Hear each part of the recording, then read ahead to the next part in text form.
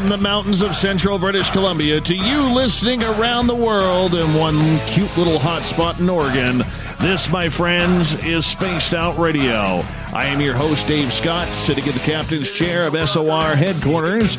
We welcome you to tonight's show, including Kingdom of Nye Radio and Revolution Radio. If you want to take a listen to our archives, they are free at youtube.com/Spaced Out Radio. Do me the favor, hit that subscribe button.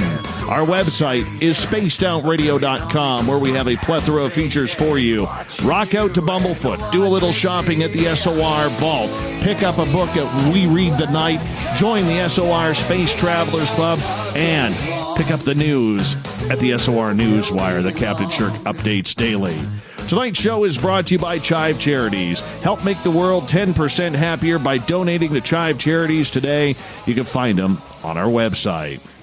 The third Wednesday of every month, we bring in Mike Morin, otherwise known as Merle around these parts, for Haunted Crew of Canada and Ghosts of the Great White North. Tonight, we're actually heading southeast of the border because we're combining the paranormal with comic books. How? Well, we're going to find out. Howie Noeldechen, or Noeldechen, pardon me, there we go. I knew I would butcher it right off the bat, Howie, I apologize, is here to talk about his artistry and creation of the paranormal superhero named Paranormal. What's Paranormal all about? We're about to find out here in a second. Then at the bottom of hour number 3, I will bring you the SOR Newswire, brought to you by Paranoia Magazine. Merle, how you doing, buddy? Doing fantastic, Dave. It's going to be a good night tonight. How are you? You know, Merle, I'm a little upset with you. You know, you decided to hang out and skip last night's interview with Drex on the shift as we simulcasted each other's show. Little disappointed in you. We'll be back at it again. Yeah, we'll get it. Yeah. Howie Noeldechen. Oh, damn it. Oh, my Howie God. Noel. I told you. There we go. See? I told you. I warned you. I know. and the fact is, I'm looking at it right now. Noeldechen. How can you not say Noeldechen? There it is. That's why Howie Noeldechen. There we go. Howie, thanks for coming on Spaced Out Radio. And I want to give a shout out to a good friend of this show, Annalicia, who is from the beautiful state of Oregon. And I know she's all cuddled up in her jammies in her bed, probably a hot cocoa right beside her, as well as a hairbrush, because she's got an incredible mane. Anyways, Annalicia came up to me about a few weeks ago. She's like, Dave, you got to get my buddy Howie on, talk about Paranormal, his awesome comic strip. I'm going to say this, Howie. You know, Tara kind of looks like Annalicia. Well, she was, I mean, I guess that's just a fortunate coincidence. You know, that's a good thing. But I did create Tara before I met Annalicia, but Annalicia has been one of the greatest supporters I've ever had in my art career.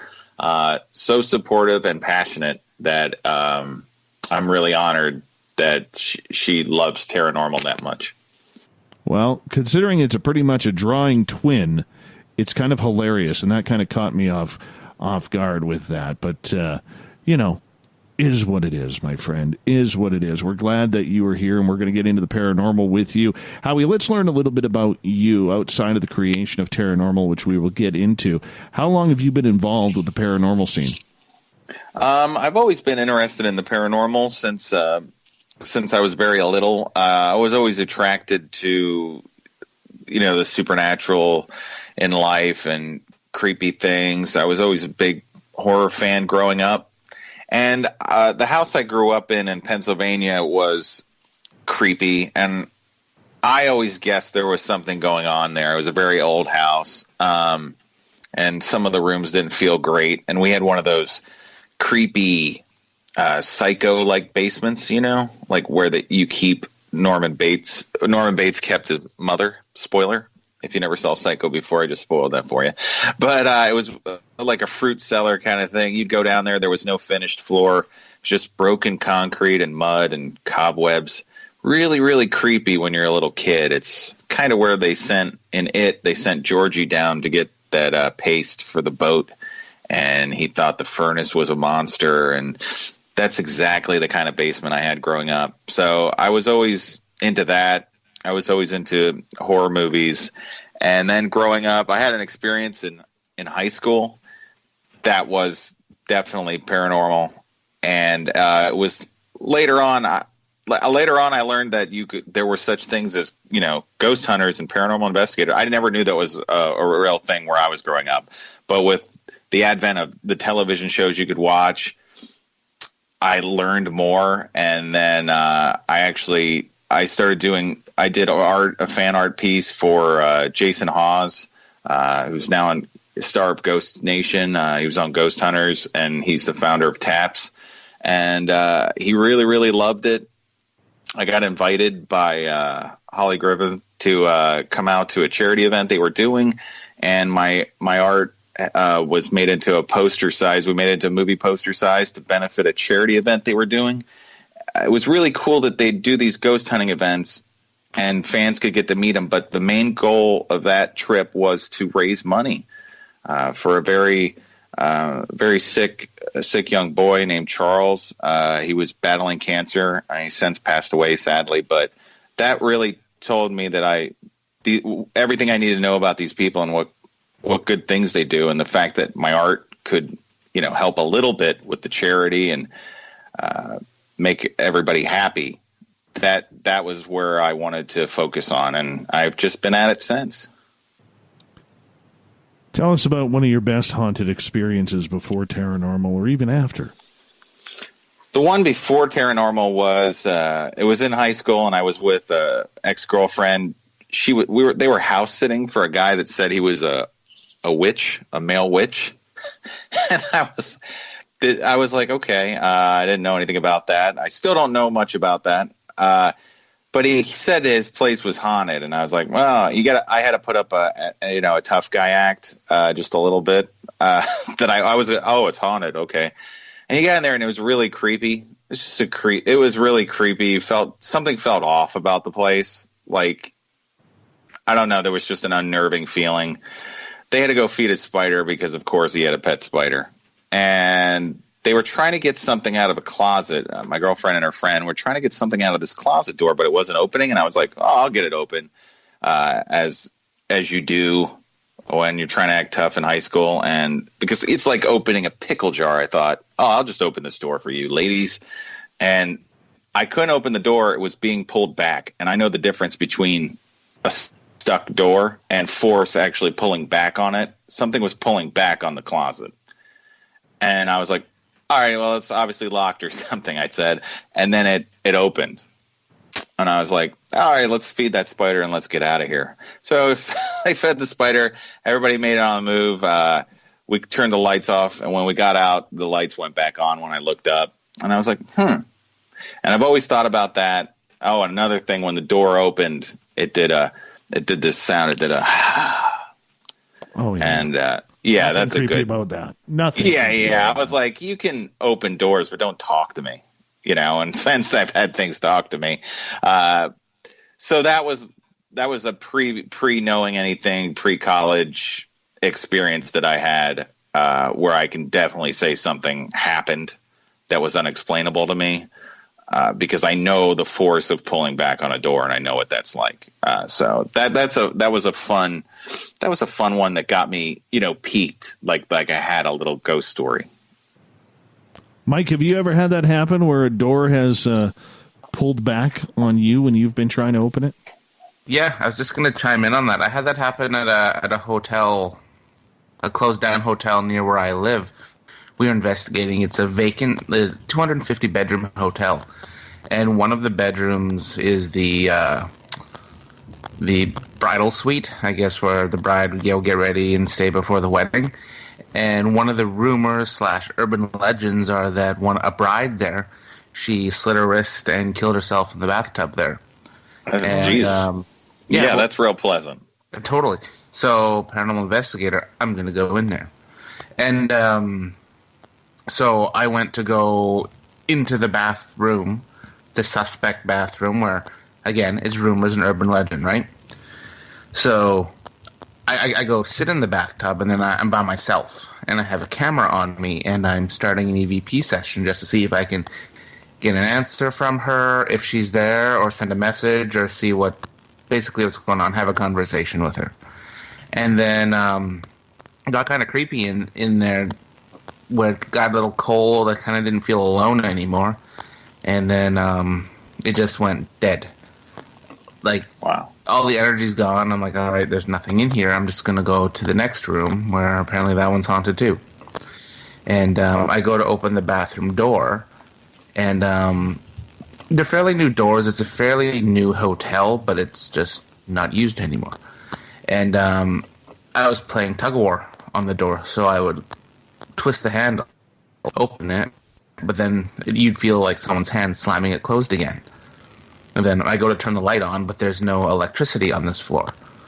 And then my camera fails on me, and then I go to pull it again, and then the door pulls closed again. And then I'm like, okay, I'm going to leave now. And then I just use all my muscle, and I'm like, I don't care if this door breaks right now. And then I pull it open with all my might and kind of book it my tail between my legs. Wow. Yeah. It actually was this year, the beginning of the year, at the hotel we were at. That is very it's cool. good. Yeah, it's good to hear somebody else that went through the similar experience of that, because it's just a strange thing. And, I mean, everybody's tried to open a door when somebody else is, grabbing a hold of it by accident or whatever. But when there's nothing on the other side that you can see, it's not something you tell everybody, because a lot of people, I like that now the conversation is growing and getting bigger, and now people love ghost stories now. There's no shame. People generally all have one, and they love to talk about it, or they're just interested, and I think that's great, Absolutely. And like when this was happening, I thought it was a wise guy, like one of my team members coming upstairs really quietly, or the curator we were with being a funny guy. Yeah. But no one was there. You know what, though, and I agree with you. Everybody has a ghost story and everybody wants to share.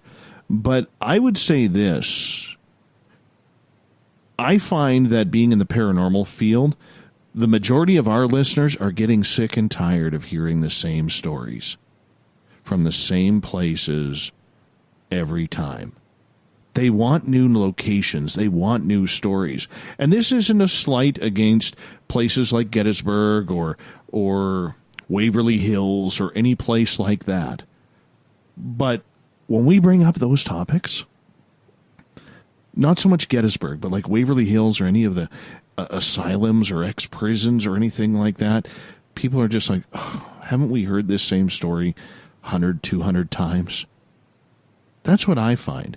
And one thing that I've noticed, Howie, I'm curious because you were in such a historical location on the East Coast there in the United States.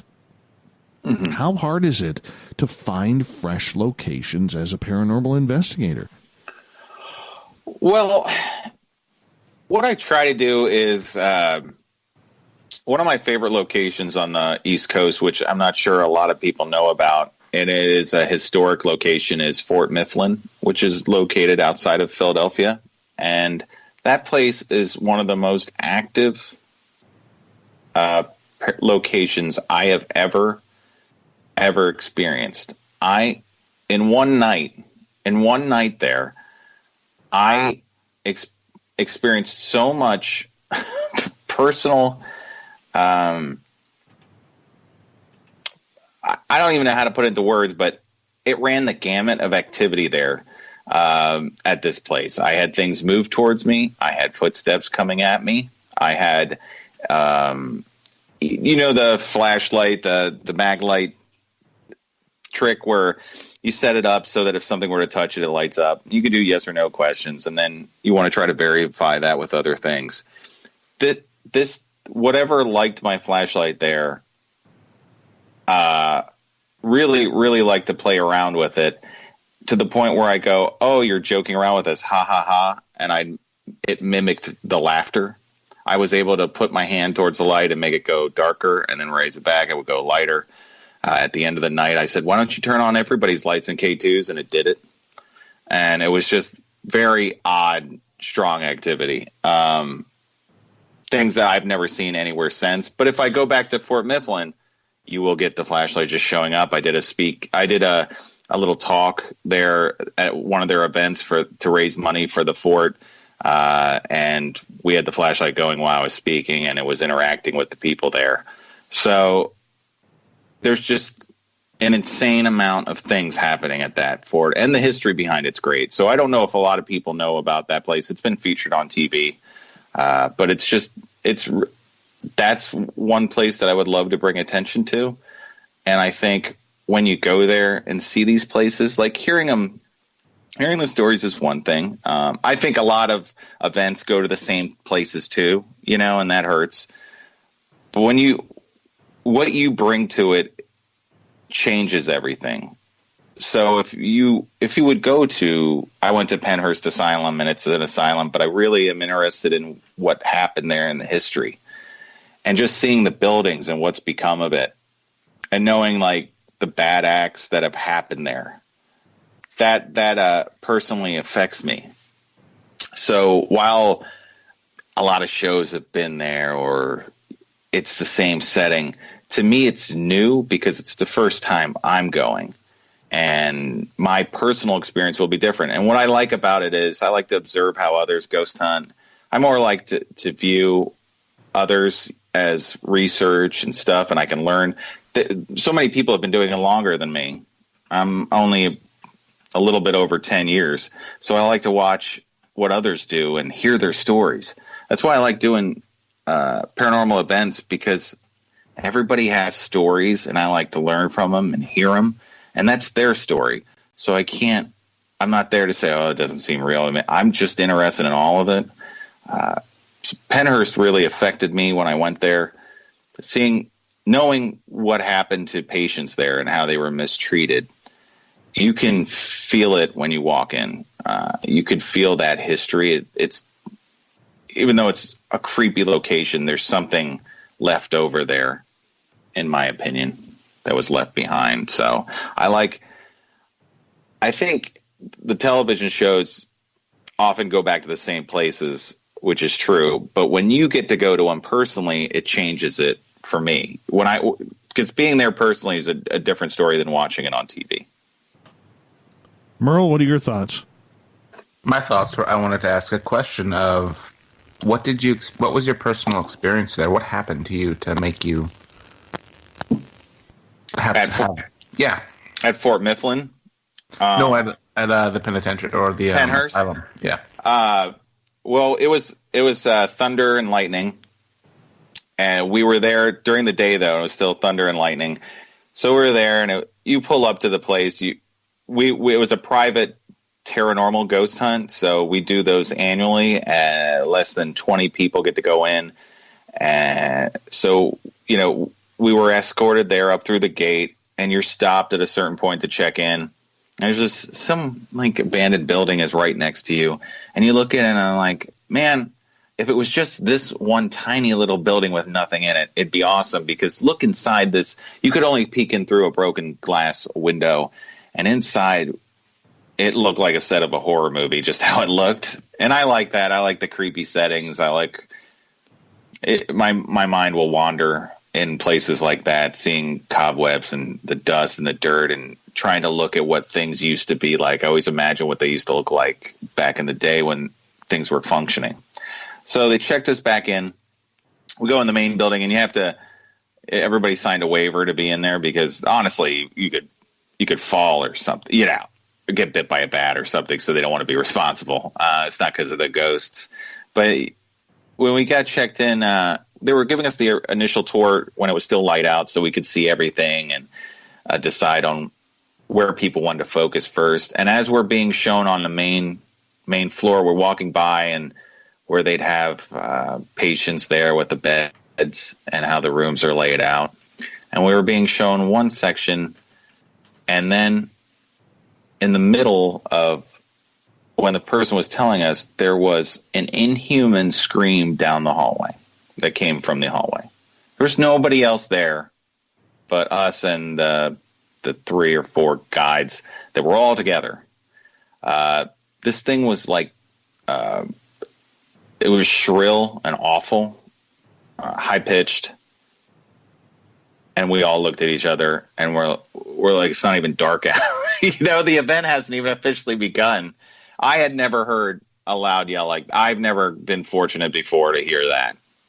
And it stayed, and I was like, never like a scream. I've heard whispers, never a scream. Like that. Like, well, there's nobody there. There's that was like, oh. It's a good, already we've peaked for me. I thought that was really great. And then as we were being still toured around, right in the back of my ear, I got another breath, the kind of thing. I don't know why it's a reoccurring thing, I guess I get. But I was like, great.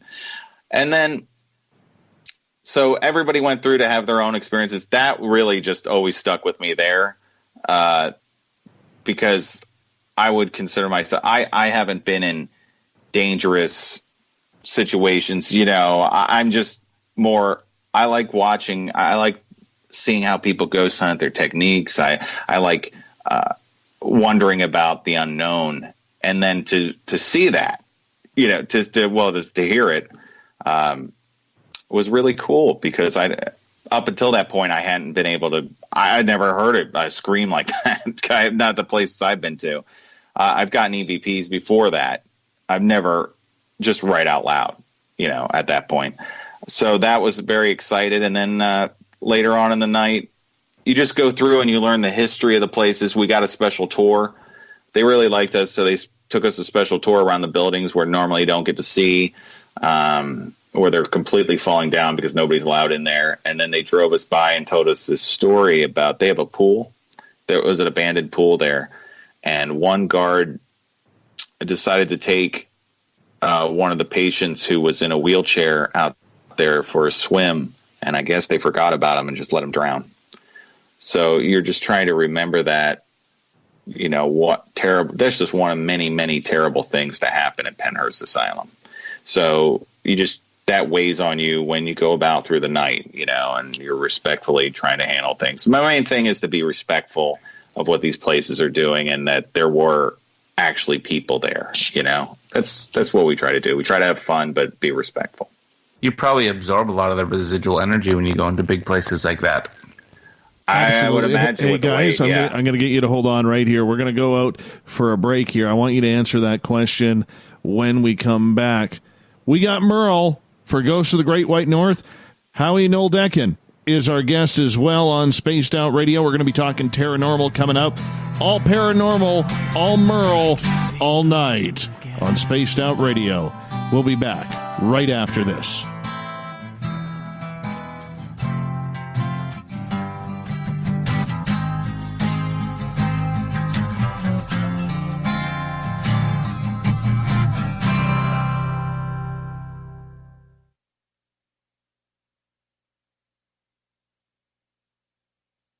Hey, space travelers, this is John Resig, founder of the Chive and Chive Charities. If you know anything about our website, you know we like to do things a little differently. We're not some faceless organization collecting money for a nebulous cause. Our donor dollars go directly toward life-improving items. Then we give those items directly to an underdog who needs it most. To become a donor with Spaced Out Radio's official charity, Chive Charities, just go to chivecharities.org/donate. From the heartlands of Canada to beards around the world, we know how to take care of you. Fill your follicles with the Mighty Moose Beard Oil. All our oils and balms are handmade and 100% natural ingredients because we care about your beard. And hey, use the promo code SOR2019 and get your Mighty Moose Beard Oil today. You can check us out on our website, mightymoosebeard.com.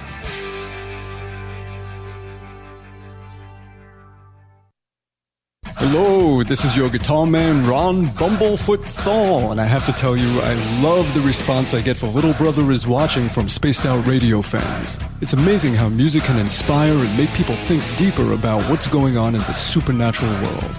You can head over to my website, bumblefoot.com, to check out my music, my guitar workshops, my touring, even check out some of the hot sauces that I'm working on. And make sure you keep on listening, because with Spaced Out Radio, you know Little Brother is watching. Finish off your weekend and kick off your new week with me, Everett Themer, right here on Spaced Out Sundays. I'm going to bring you great guests, a little bit of snark, and plenty of information to think about. But don't worry, there's going to be plenty of woo as well. We are going to hit everything in the paranormal and supernatural, including the odd psychic Sundays. So tune us in on Sunday, 9:06 p.m. Pacific, 12:06 a.m. Eastern, right here at spacedoutradio.com. Heading to Vancouver and looking for a night on the town? The Moose Vancouver is the bar that never stops rocking until 2 a.m. every night. The Moose has great food with everything on the menu from $6.95 to $8.95. Fantastic, vibrant staff and rock and roll that will bring you back to when the music was real, the hair was long, and the guitars were rockin'. Get your party on at the Moose Vancouver, the official party bar of Spaced Out Radio.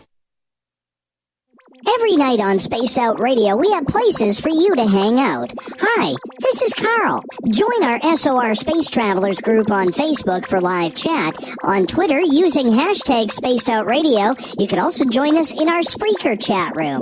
Check us out on Instagram at Dave Scott SOR. All of our archives are free on YouTube at Spaced Out Radio. By the way, I'll be watching you at your window until you do. Bye! We're adding to the entertainment online for Spaced Out Radio. I'm Amber Beckrud, and I want to invite you to subscribe to our YouTube channel and check out Cryptid Tales, where I will take you on a journey into some of the strangest legends and lore from around the world, relaying the stories to you of the strange creatures and experiences that people have had throughout time. You can find Cryptid Tales at youtube.com/Spaced Out Radio. And while you're there, don't forget to check out our free archives and leave a comment. See you there. Are you having encounters with the paranormal, supernatural, or ufological that you cannot explain? Look no further than the SOR Sightlines Report, brought to you by the Experiencers Support Association. This is Ryan Stacy, head of the Research Association, TESA. Soon on the Spaced Out Radio website, you'll be able to file your reports and have them researched for you. We are independent and ready to help Spaced Out Radio listeners today. Move over, brother, and let me own Saturday night. This is Rich Giordano, and I'm inviting you to tune on in to Spaced Out Saturdays starting at 9 p.m. Pacific, 12 a.m. Eastern, where I'm going to bust open the lids on everything paranormal. Why? Because we want answers, and I'm the guy who's going to deliver those answers to you. Join the chat rooms, and we'll see you this Saturday. Just be there. No, really. Hey everybody, the SOR Space Travelers is open. For just $5 a month, you can hang out with Dave and our crew privately in our members-only section. With your signing, you'll receive newsletters on what's going on with Spaced Out Radio. You'll have direct contact with the host during the show in our chat, live streaming videos, and a great forum for your posts and more. Become a Space Traveler now at spacedoutradio.com.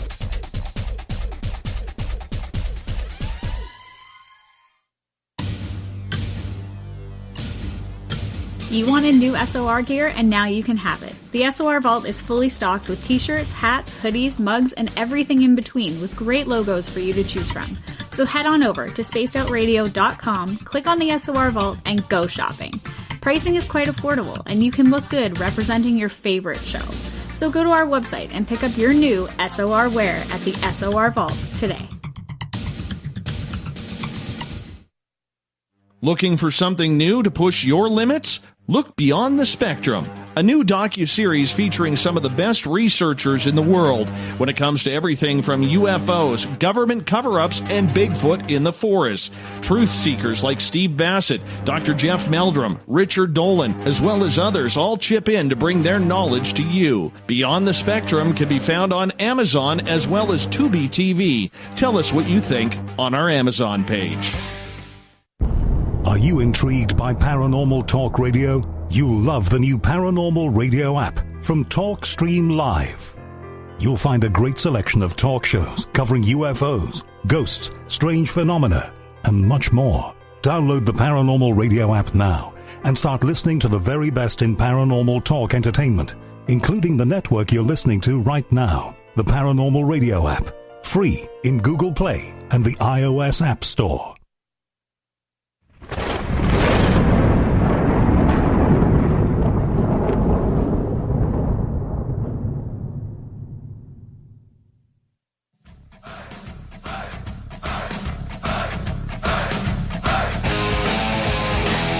Welcome back to the second half hour of Spaced Out Radio tonight. I am your host, Dave Scott, sitting in the captain's chair of SOR headquarters. Glad to have each and every one of you with us.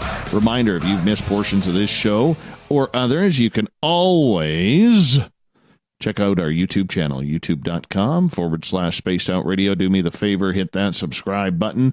Our website is spacedoutradio.com, where we have a plethora of features for you. Rock out to Bumblefoot. Do a little shopping at the SOR Vault. Pick up a book at We Read the Night. Join the SOR Space Travelers Club. It's $5 a month. And, of course, read up on Captain Shirk's SOR Newswire. The third Wednesday of every month, we bring in Merle for Ghosts of the Great White North, talking all things scary, spooky. Doesn't matter if it's in Canada, the United States, we are getting it. And tonight, we're getting into something cool. We're mixing up paranormal with comic books and a character called Paranormal. Her creator, Howie Noeldechen, is our guest as well. Gentlemen, welcome back to the show. Thank you. Thank you, Dave. No problem, Merle. Right before the break, we were talking about how Merle screams at the sight of anything spooky, runs out of buildings. He'll go through, a lady's screen. Not a problem. I recall that was you. No, not me. I stand there. I stand there, and I'm like, Merle, get your ass back in here. That's what I do. I call beep. Everyone handles fear in their own personal ways. Absolutely. All right. Let's get you on for Paranormal. My friend, tell us how you came up with this character, Paranormal.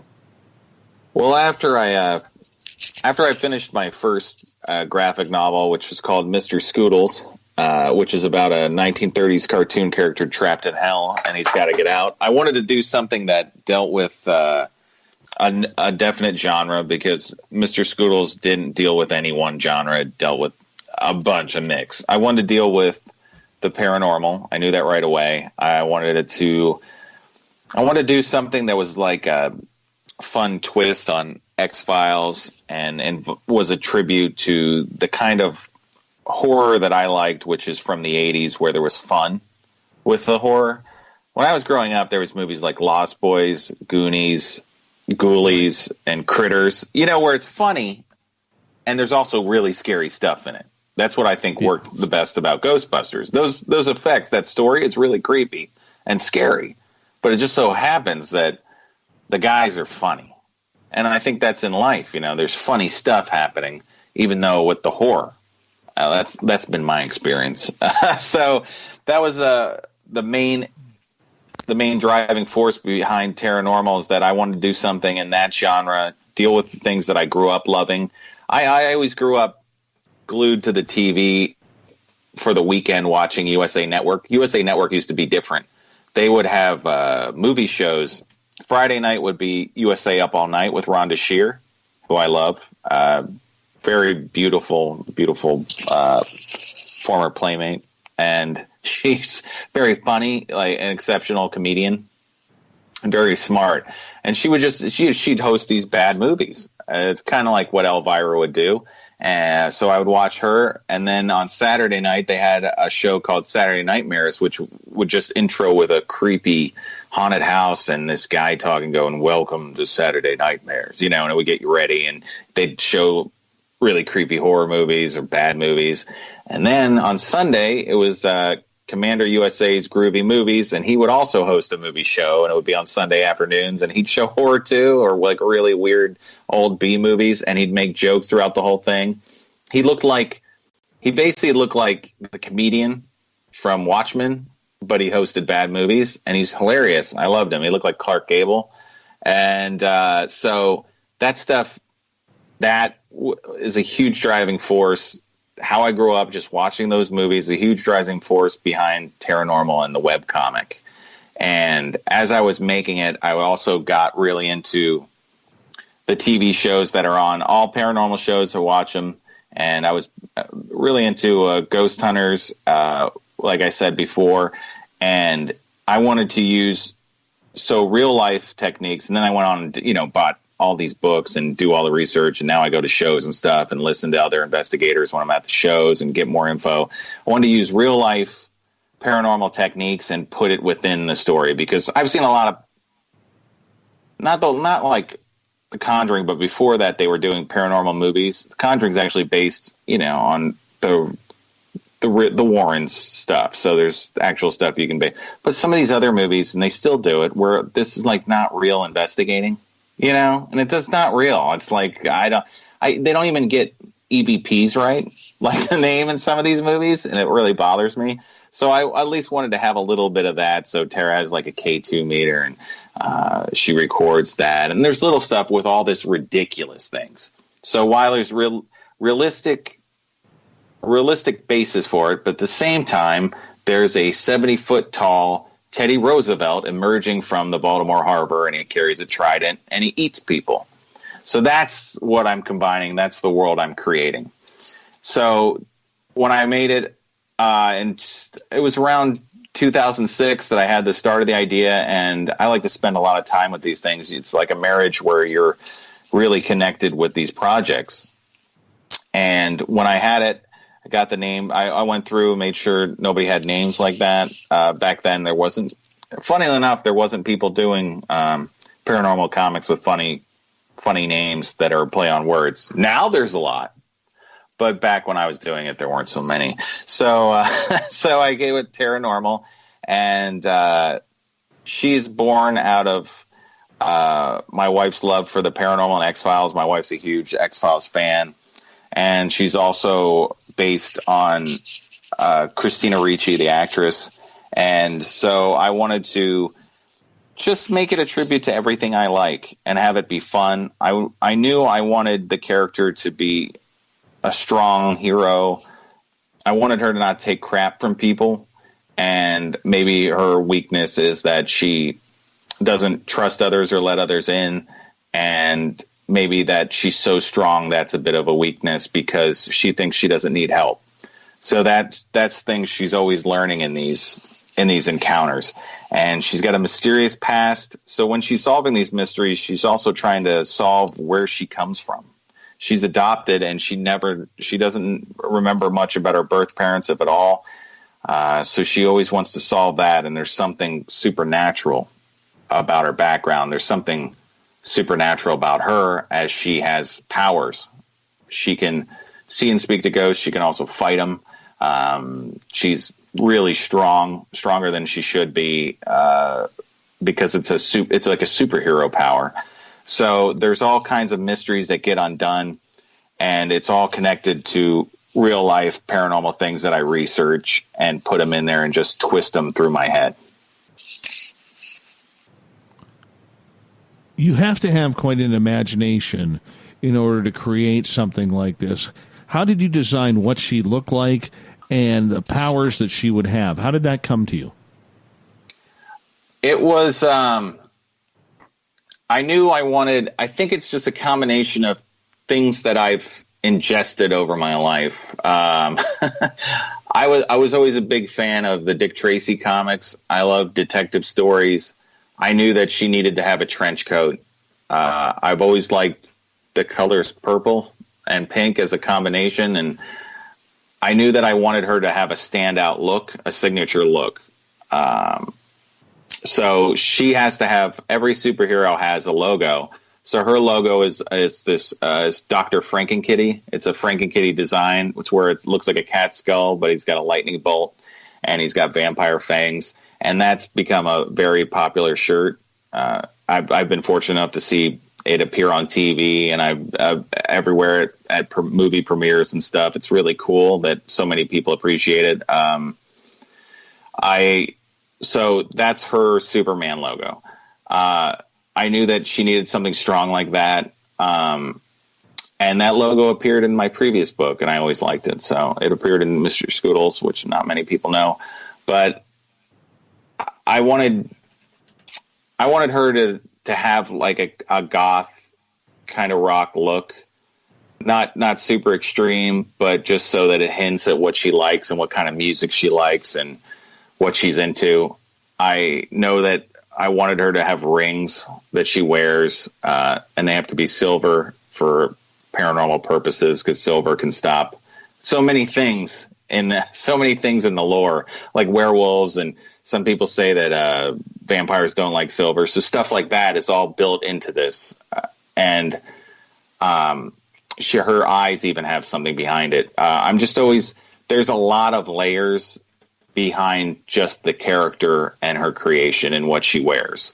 I really wanted her to stand out and have a look like she would be from a cartoon maybe you saw in the 80s or 90s, something that would be familiar but new, and would fit in if she happened to guest star on Scooby-Doo and help them. There's a lot of Scooby-Doo influence as far as she lays traps. There's a Scooby trap in one of the stories that's laid down, and so there's a lot of callbacks in the webcomic that are very fun. I like that we're bringing fun back, because a lot of things get morbid and miserable, and I don't think you need that in your entertainment.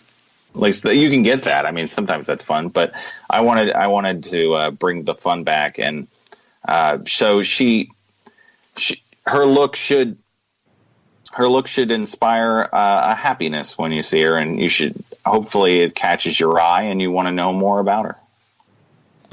Almost like a Lara Croft, except without the guns. Right. Yeah, no guns, and not as form-fitting shorts. She wears a skirt, and yeah, so beautiful, but like, not to the point where cheesecake is fully involved. I try to stay away from that. So just to keep it on a PG-13 kind of thing for folks at home. Don't blame you. So with that, why did you tackle the paranormal realm? Because it seems like every superhero has to have the super villain. Yet you went down a paranormal road dealing with ghosts and other weird, strange, anomalous creatures.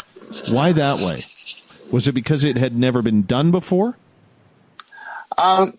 Like I always thought, from my point of view, I think I see the paranormal in everything. So I see Spider-Man as a kind of a paranormal book, because there's a bunch of people with special powers, but they're not dealing with ghosts and stuff. So I really I like the point that you made, that it's not just one villain. She comes across sometimes a bad guy will become, but she's also solving these little mysteries that go around. It's like the unknown is her. The fact that people don't know about this stuff and don't want to admit it's real, and that there are people covering it up, that's her supervillain. That's what she hates the most.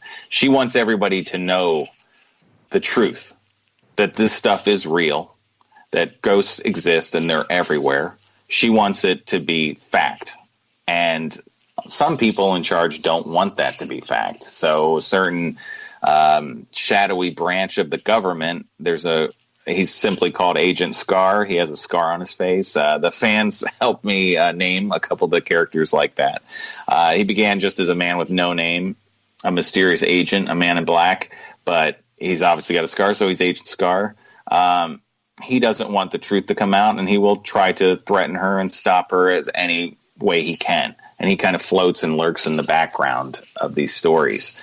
Her main goal is to prove that the unknown is out there and it's real and it's okay. Because if you're scared of it, she'll protect you. Merle, do you target a demographic? What's your demographic with your comic?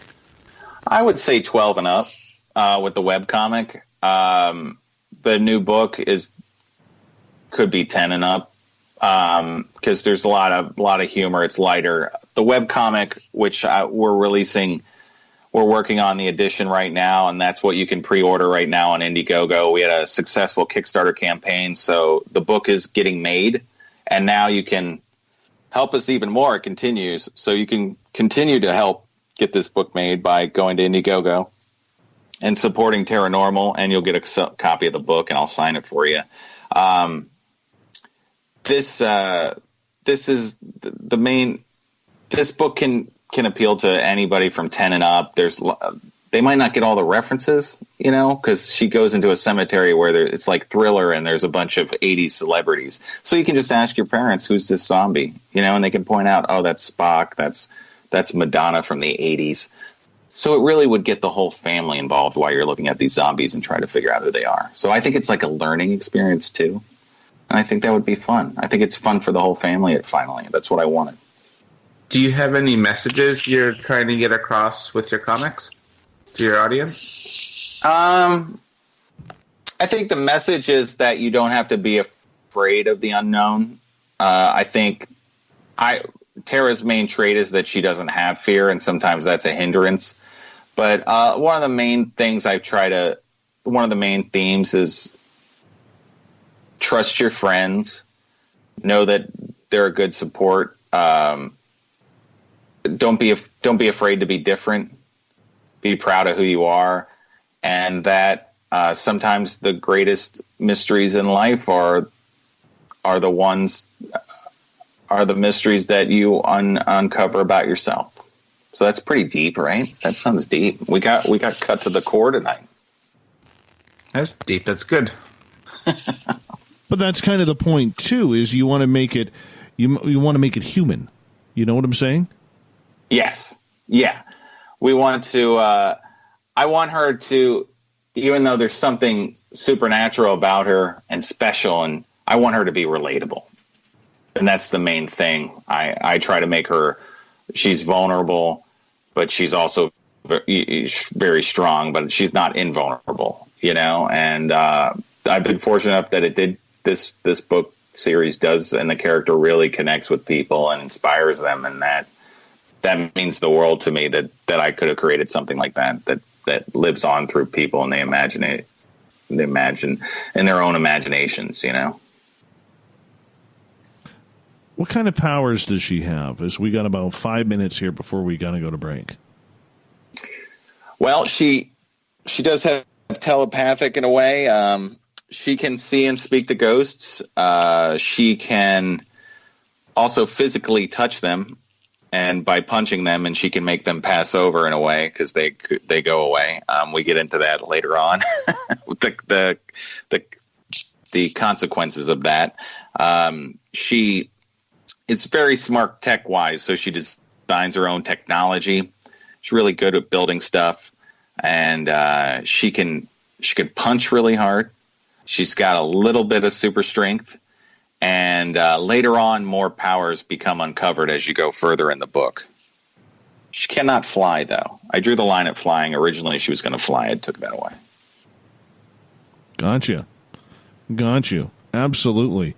And with those powers, so you kept her very human-like.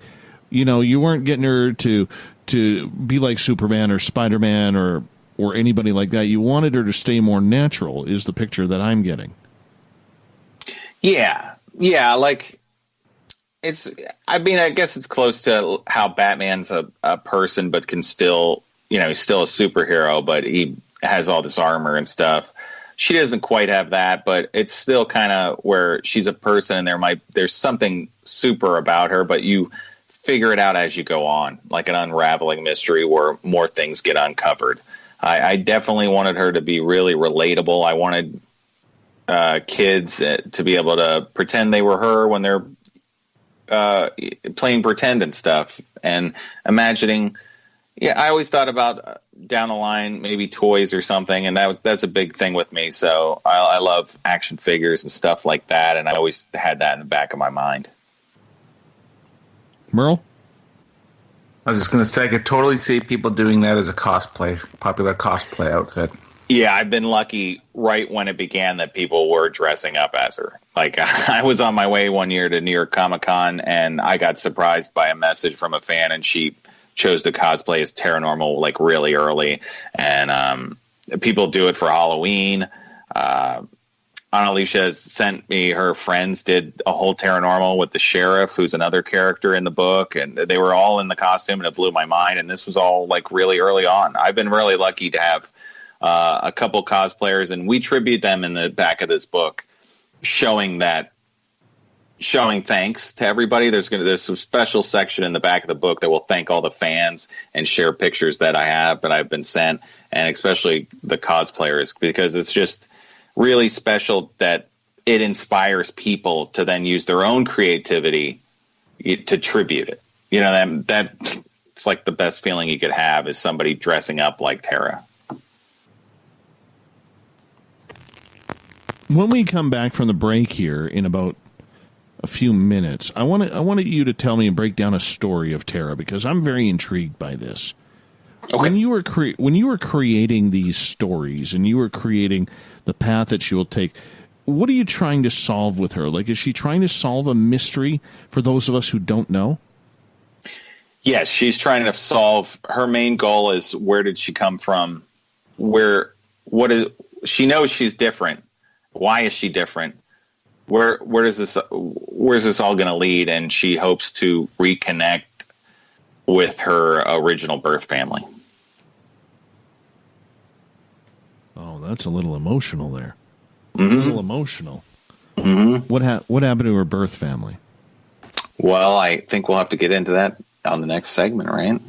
Oh, well, we can do that. Well, okay, we can do that.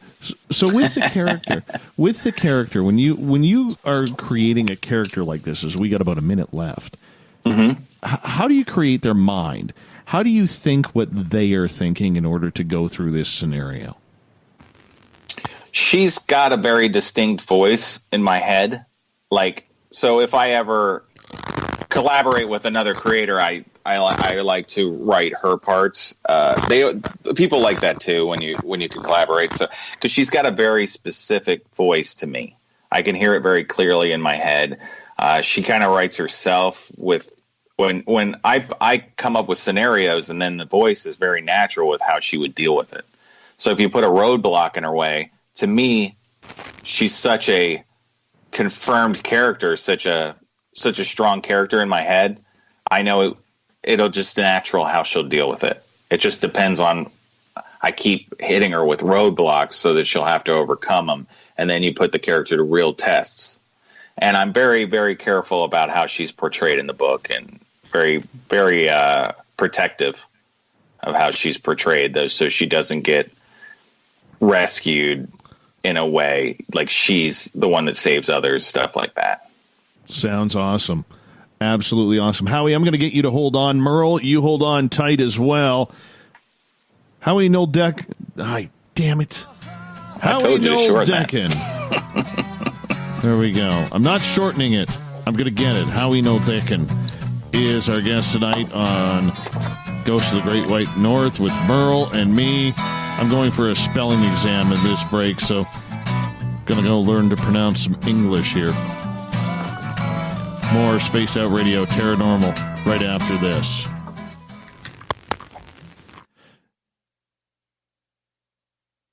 Hi there, this is Geraldine Orozco from San Francisco's Bay Area Meditation. I invite you to join me the first Tuesday of every month with Dave Scott for Spaced Out Radio's The Spiritual You. In this fast-paced world we live in, it's time for you to take some time for you. We'll cover every possible subject, from powerful meditation to healing techniques to your own intuition and spirituality. So come join us for The Spiritual You. Hi, this is Amber Beckrud, and I want to invite you to subscribe to our YouTube channel, where we store all of the SOR show archives for free. And as an added bonus, every 2 weeks I'm posting brand new content on Cryptid Tales, where I will get into some of the spookier legends and folklore from around the world and tell the stories that go with them. Find us at youtube.com/Spaced Out Radio and check out Cryptid Tales today. Drop a comment and let me know what you want to hear. See you there. The Call of the Wild is in Vancouver. The Moose Vancouver is one of the hottest bars and restaurants in the city. Open until 2 a.m. nightly, the Moose will rock you like a hurricane all night long. Great food with everything on the menu at $6.95 near the corner of Nelson and Granville. Get your horns up and come rock with us. The Moose Vancouver, the official rocking bar of Spaced Out Radio. Are you having encounters with the paranormal, supernatural, or ufological that you cannot explain?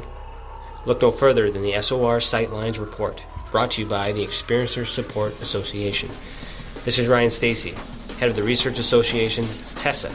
Soon on the Spaced Out Radio website, you'll be able to file your reports and have them researched for you.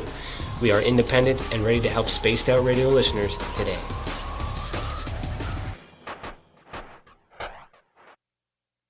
Move over, brother, and let me own Saturday night.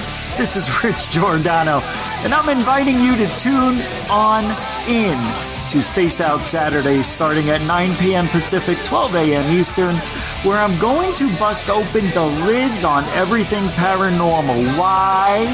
Because we want answers, and I'm the guy who's going to deliver those answers to you. Join the chat rooms, and we'll see you this Saturday. Just be there. No, really. At spacedoutradio.com, we have a little bit of everything for you to stay up late. So while you're there, check out our SOR Newswire, where our team brings you stories of the weird and strange to the WTF from around the globe. News on Bigfoot, UFOs, paranormal, Darwinian-type crime tales. It's the stories that the mainstream media usually won't touch. Well, we got them all on the SOR Newswire, only at spacedoutradio.com. Hey, this is Canadian Paranormal Investigator Mike Morin. The third Wednesday of every month, I'll be teaming up with Dave Scott to bring you Ghosts of the Great White North. Each month, we will bring on guests from across Canada to discuss their ghostly encounters. Canada is a paranormal hotbed with stories you've never heard, so we're going to bring them to you. So get comfy on your Chesterfield, grab a donut, and join us, eh?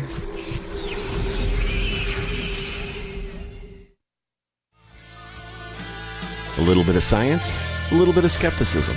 Add a dash of snark and you have the makings of Spaced Out Sundays with me, Everett Themer. Together we will look into the reality of the paranormal with an open eye and rational thought. Oh, did I mention there'll be plenty of woo as well? Your time spent with Spaced Out Sundays will make the night even better. The chat rooms are open, 9:06 p.m. Pacific, 12:06 a.m. Eastern, right here at spacedoutradio.com. We all know on Spaced Out Radio we love a good beard and mustache, so why not take care of your facial hair with Mighty Moose Beard Oil? Made in Canada, we're taking care of beards and stashes around the world. We use 100% natural ingredients with our oils and balms to make your whiskers feel silky smooth. Use promo code SOR2019 at MightyMooseBeard.com today.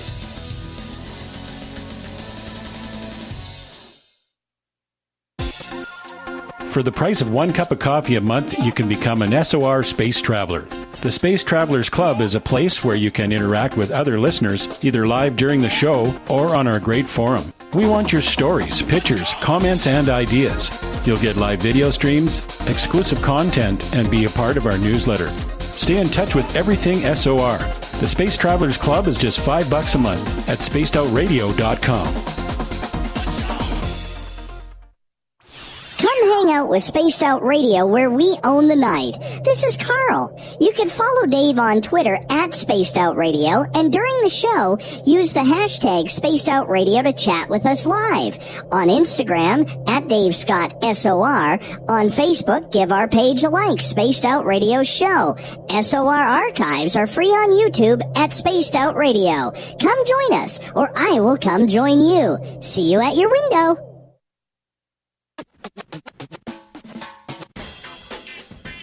The SOR Vault is open for business, and do we have some cool swag for you to pick up? All you have to do is head over to our website and click on the SOR Vault. You have a variety of cool logos to choose from, and put them on anything you want. T-shirts, hoodies, hats, coffee mugs, you name it, we can get it to you. So do your shopping by supporting the store you love. Get your Spaced Out Radio swag at the SOR Vault today.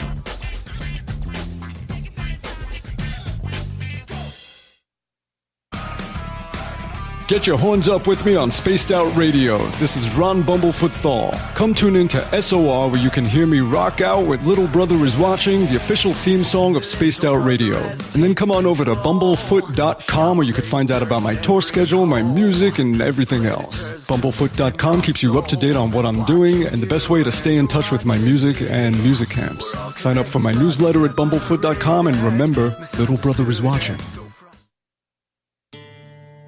Hey, Spaced Out Radio fans! It's John Resig, founder of the Chive and Chive Charities. Our goal is to make the life of veterans, first responders, and those with rare medical conditions 10% happier.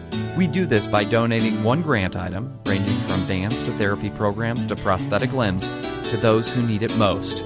To contribute to Spaced Out Radio's official charity, head over to chivecharities.org and become a donor today. Visit purpleplates.com today. For over 40 years, the Purple Energy Plates have been delivering amazing results for their many customers. Inspired by the great genius Nikola Tesla, the harmony, healing, and energetic effects of the plates have proven over and over to be beneficial and often miraculous to thousands of customers. Check their site for daily specials and choose from their many energy products. You won't be sorry. Visit them today at purpleplates.com. You're listening to Spaced Out Radio with Dave Scott. Follow Dave on Twitter at Spaced Out Radio and on Facebook, Spaced Out Radio Show. Hour 2 of Spaced Out Radio is underway tonight. I am your host, Dave Scott. Thank you so much for being with us. Hi to everyone listening in on KZFX 93.7 FM in Ridgecrest, California. KDUN AM 1030 in Reedsport, Oregon. WQEE 99.1 FM in Noonan, Georgia. UPRN 107.7 FM in New Orleans.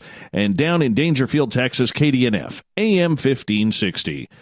On the digital side, we are proud to broadcast on Revolution Radio and Kingdom of Nye Radio. Great to have you with us. Don't forget, all of our archives are free at youtube.com/Spaced Out Radio. Do me the favor, hit that subscribe button. The Desert Clam has set the password for tonight in the SOR Space Travelers Club. Gamomania.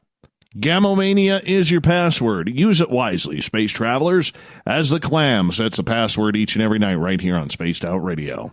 Our website is spacedoutradio.com, where we have a plethora of features for you. Rock out to Bumblefoot. Shop at the SOR Vault. Yeah, you need one of our T-shirts. You can grab a great book at We Read the Night. Read up on Captain Shirk's SOR Newswire. It's updated daily. And don't forget to join the SOR Space Travelers Club for just $5 a month. Ghosts of the Great White North happens the third Wednesday of every month, where Merle joins us from Haunted Crew of Canada. Our special guest tonight is Howie Noeldechen. Yes, I got it right. Howie Noeldechen is here talking about this great comic book that he has called Paranormal, which is about a female paranormal investigator, but she's badass. She's very badass. Hey, before I bring them on, Merle. Yes. There was a little poll done on Twitter tonight at #SpacedOutRadio. Canadian Joe did it. All right. And he's all talking tough because his Toronto Maple Leafs fired their coach today, and Mike Babcock. So he's acting all tough. He's acting like Bourrier Salming back in 1979, even though Bourrier's gloves were sewn to his hands. And the question was, who needs a beatdown the most? Carl the Alien, Dave Scott, or Merle? Well, out of the millions upon millions who took this poll, Carl the Alien, 50%, deserves a beating. 38% is me, and only 12% is Merle. Now, Merle, I'm not going to lie here. I took the poll myself. I voted for you. But that makes me le champion. Le champion. Well, really, it has you placing third. So nobody wants to hit that pretty face of yours. Exactly. Either way. All right.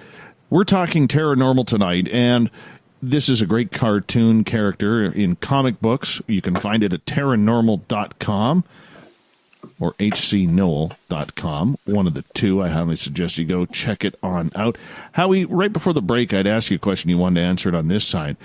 How did Paranormal come to creation, and what's she all about? Well, she's, I was inspired by, as I said earlier, I was inspired by all the great horror movies I watched growing up as a kid. I was pretty much The Shining is a bonding movie with me and my father, so I never took it as a really horrific horror movie. We always loved Jack Nicholson, so And in that movie, my dad looks a lot like my dad with the hair. And I just always liked that movie. We'd always watch it. And so that's kind of inspires how I go about life. So if The Shining's a normal, just everyday movie to me that I think is fun to watch at any moment, that kind of dictates how I view horror and stuff like that. So I just go... That whole point of view has forever updated me, kept me updated through my life. And, so we have Tara following that. It's just a way for me to put all my influences into a comic and kind of show a piece of my life to the world. So tell us about her. How did she get involved in the paranormal? What brought her there? Well, in the webcomic, and if everybody wants to follow along, they can go to Paranormal.com, and when you're at the top, just click on that little bar, the menu bar at the top, and under Paranormal, and drop down to webcomic, and I'll be going over that story that we have laid out there. This is the first preview chapter of the Paranormal, the complete webcomic series, which is now on Indiegogo, and you can pre-order a copy, and you'll get it. We're hoping in March. That's what it's looking like. If you get the digital, you'll get it right after Thanksgiving. So there you go. If you get the digital copy, you'll get it right after Thanksgiving. So basically, this one's called Case Zero. This shows Paranormal's origin. And you can see that when she was a child, so it's roughly 11 years ago, you see a framed photo of a happy couple. There's Tara's birth father, and then Tara's mother, and then her in a framed photo. Tara's sleeping happily in her bed. She's cuddled up. She has, interestingly enough, a Frankenkitty doll with her. And she's woken up by her father, who says, "Do you have to get up quick? There's a big booming sound out the window with a bright light." She's wondering what's wrong, and he basically has to get her to go out the window through a fire drill, because something's coming through the door. And when the door opens, it's an alien, a giant, creepy alien with red eyes. And something's come to roost. Obviously, the parents are involved in something that deals with actual extraterrestrials. And then you learn that the birth mother, is one of them. And she was supposed to just scout down here, but instead fell in love with Tara's birth father, and they had a child, and now the aliens want all of them. So to protect his child, the father fights off the alien. They get Tara out of the house, and she is told to run to her neighbors, the normals. And then a UFO overhead takes them all away. And that's what she sees. She's stuck with the normal family, traumatized beyond belief. The FBI crashes the scene, and you get to see the Man in Black, Agent Scar, before he has a scar. He's a young, hungry agent at that time. They go to invade the house, take all the proof about the UFO investigations that her family had done. And 10 years later, it's been bothering him ever since. He's been obsessed with the fact that he wanted to take the child too, and his superior officer said not to, that they've been hurt enough. And he doesn't think that they've been hurt enough. So 10 years later, he's wanting to find Paranormal and figure out, what she's up to. And that's what leads us on all these other adventures. Merle. I'm just looking at all the. I was just reading what you were just saying on your webpage there. That sounds really interesting. Thank you. There's so many moving pieces to comics. I've never talked to a person before that has made comics. How do you keep it all together? How do you make it fluid and stay on course? I got a lot of stuff written down. I make sure to have friends read it. I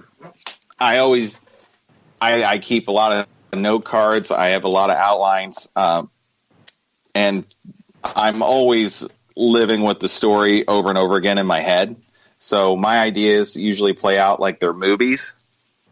And that's just how they are. So what I'm trying to do is capture what's playing out in my head and trying to get it to you guys so that it makes sense. So that's what I try to do. I try to get it so it makes sense to you. So whatever I'm putting out there, I hope it does a little bit of justice. It's not going to be exactly what I see in my head, unfortunately, but I try to get as close as I can so you can see what's going on in my imagination.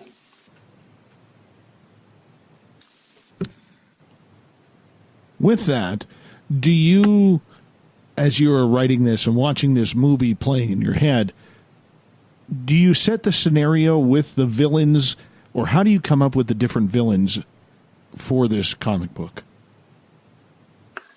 How do I set up the villains that are going to come through? Like, yes. How do I plan it out? Yes. Well, I knew that right when I started, I knew that there would be a evil FBI agent. I knew that would be a guy in the shadows, though, so he's not the main one, but he's always there in the background. I knew that I knew that he would be a reoccurring one, so he can show up in multiple episodes, the agent. And then along the line, with the first one, I really wanted to do something with zombies. So I love Ed Wood and Plan 9 from Outer Space. So the next one is Plan 10, and that's the first chapter after that. The origin chapter is Plan 10.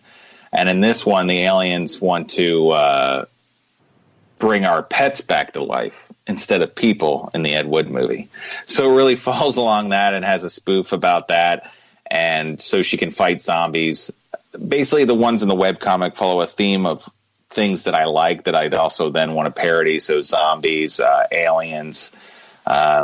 She's always dealing with some extraterrestrial influence over everything. And then later on in the book, as we divulge, we're going to get into other timelines and parallel dimensions and really explore multiple ideas of the paranormal. And the main one, I know that each chapter will be some symbol of the supernatural or paranormal genre. So you got werewolves in one of the chapter. So it's cryptozoology. We have aliens, and then, the undead and also ghosts. So I wanted to split them upon the different genres and then also deal in one of them with telepathy. So there's one character called Painbow Fright, and she's obviously named after Rainbow Bright, but she's an evil version. Anything she imagines can become real. And I thought the power of the mind can be a very scary thing, and that's a very powerful villain. So that'd be an interesting person for Tara to fight. So that's really what inspires the bad guys. If it's something that'll give her a challenge, but also fun for me to draw, and as long as it exists within is a subsection of the entire paranormal genre. Do you use what you personally experience in the paranormal to draw it into here, or do you just take your imagination and let it run wild, so to speak? I've taken a lot in the stories. Well, the webcomic, so my wife's from Evans City, Pennsylvania, which is where they filmed Night of the Living Dead. So that cemetery is where Tara travels for that one, and we actually filmed her senior project there in the same cemetery and recreated Night of the Living Dead, which was really funny. So that cemetery is going to be in there. Things that I've investigated, like certain houses, will be put in there. I also did the Taps Para magazine comics, so Paranormal appeared in those, and things that I would learn or jokes that we would have amongst ourselves, I would put into the magazine. So anybody that's subscribed to that magazine, you probably know Paranormal from there. I still get talked to this day about that. It was a big thing for me to be in that magazine because so many people could see it. Shadow Man is Tara's best friend, so a person that's an interdimensional traveler. I've been at events where people are seeing shadow people, and I know a lot of investigators have gotten to see them. I haven't personally. but he's something that I wanted to explore and have a shadow person as the best friend. So he's the co-lead character. And in my world, he really loves potato chips, so he eats them so you can see the smile on his face is the chip dust. So he's an extremely popular character too. So those kind of little things that I learned, I put in there. EVPs I put in there. And then there's another series of Paranormal. Other than the webcomic, there's also a graphic novel series, which is an alternate timeline, and it's darker. And the first book deals with a haunted asylum, and I 100% put what I learned at Penhurst into that book, and all the other research of asylums I've done were put into that book. So, and stories I've heard, because that one deals with the demon. So things that I've heard by talking to demonologists and a lot of research all went into that. So I definitely put personal experiences in these books. You also created a character called the Evil Paranormal. Yes. She's new. Everybody likes her. She's just an evil version of Tara. It's like Star Trek where, Shatner had a goatee, right? Or is it Spock? Didn't they all have goatees? Is that what happens when you're evil? Well, not with Paranormal. Spock did. Spock has the cool goatee. I guess Kirk was just really sweaty, right? When he's evil. He just gets extra sweaty. Or horny, one of the two. Yeah, it's always dangerous. But exactly. Evil Paranormal's blonde. And she wears black. All black. And so she's a big surprise character that you'll get to read all about in the book. And she's fun. She's from an alternate dimension where Tara didn't turn out to be so good. Something bad happened to that Tara to cause her to be evil. And she really enjoys being evil. She's really good at it. And she loves duels to the death, like in Star Trek. So I really like Evil Paranormal, and I hope to do a lot more with her in the future. When you're creating a character like that, which would be the arch nemesis, how do they battle? Do they have the same powers? Do they have the same abilities? Because that's got to be a pretty good catfight. Yeah. Well, should Paranormal and Evil Paranormal battle, Tara will be at a disadvantage because Evil Paranormal has embraced everything about her abilities and probably knows more about her abilities than good Tara. And Evil Paranormal can fly, so that's frightening. So she's got even more. So it's just a little tease of what could be if you take a certain path. With the other ones, I try to make the villains overpowered more so than Tara, because that's a challenge. Then it'll be a big deal when she overcomes them. So Painbow Fright is as unstoppably powerful as one could imagine. Anything she thinks of can become real. And she likes to have fun. Part of the problem is she enjoys it so much, she can get distracted. So you have to use her arrogance to defeat her and try to outsmart her. And that's what Tara seeks out to do in the webcomic book. With the evil Agent Scar, he's very threatening. So I think Tara doesn't take him as seriously as she should, and that comes back to bite her as it would. I don't think she thinks of how dangerous that element can be, and that makes it an interesting challenge when writing. And with the aliens, I mean, they're an unknown. She feels a connection to them, but she's not like them. Obviously, the group, that specific type of aliens that she's related to, they're they seem to have bad intentions as far as us humans on Earth, and she feels connected to us because she's one of us. So that sets up a good villain, in my opinion. That sets up. I like conflict as far as characters. You don't want wishy-washy stuff. So I really try to make it blatant. Since it's a comic, I try to have fun with that. Make it not just like shades of gray, but not pure black and white. But still, you got to have a strong thing to root for and a clear way to see what she's up against. I want it very clear to you that that's the bad guy.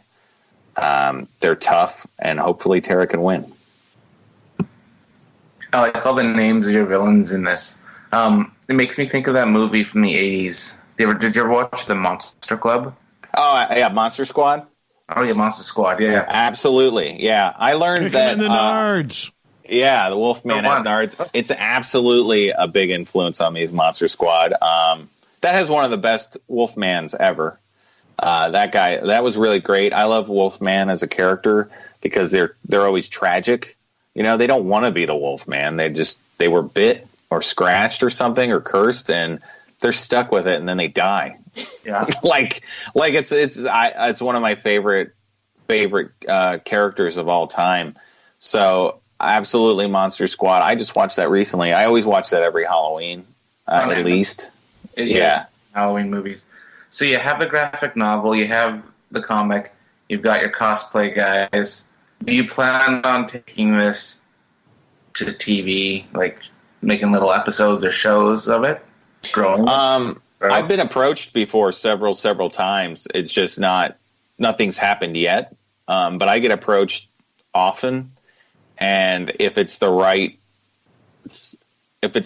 opportunity and it's true, the main thing that it would be true to what the character is and what the story is, then I would be very interested, because you reach more people that way, and that's just the truth. I would be able to connect with more people. A lot more people watch TV than read independent comic books, unfortunately. But I love the medium of film and television, and it would be really, really cool to see what somebody could do with live action. It actually, when I first started the webcomic, I was approached right away, and it's just, I learned that things take a lot of time, and that if it's right, it'll happen, you know? I got you. But we'll see. Yeah, we'll see. I always get contacted often, so I just always wait and see what it is and see what happens, because I learned there's a lot of talking. I learned that it's not, you know, if I talk to you, I try to do the thing. It's just the way, it's a totally different thing. I have a pencil and a paper, so if I talk to you, we can do it. This is like a big machine. Getting a show's like, there's so much. I would love it to be a show, because you can do so much with television. It's a longer storytelling format. Totally. So we'd see. I'd totally be up for it, whether it's live action or animated.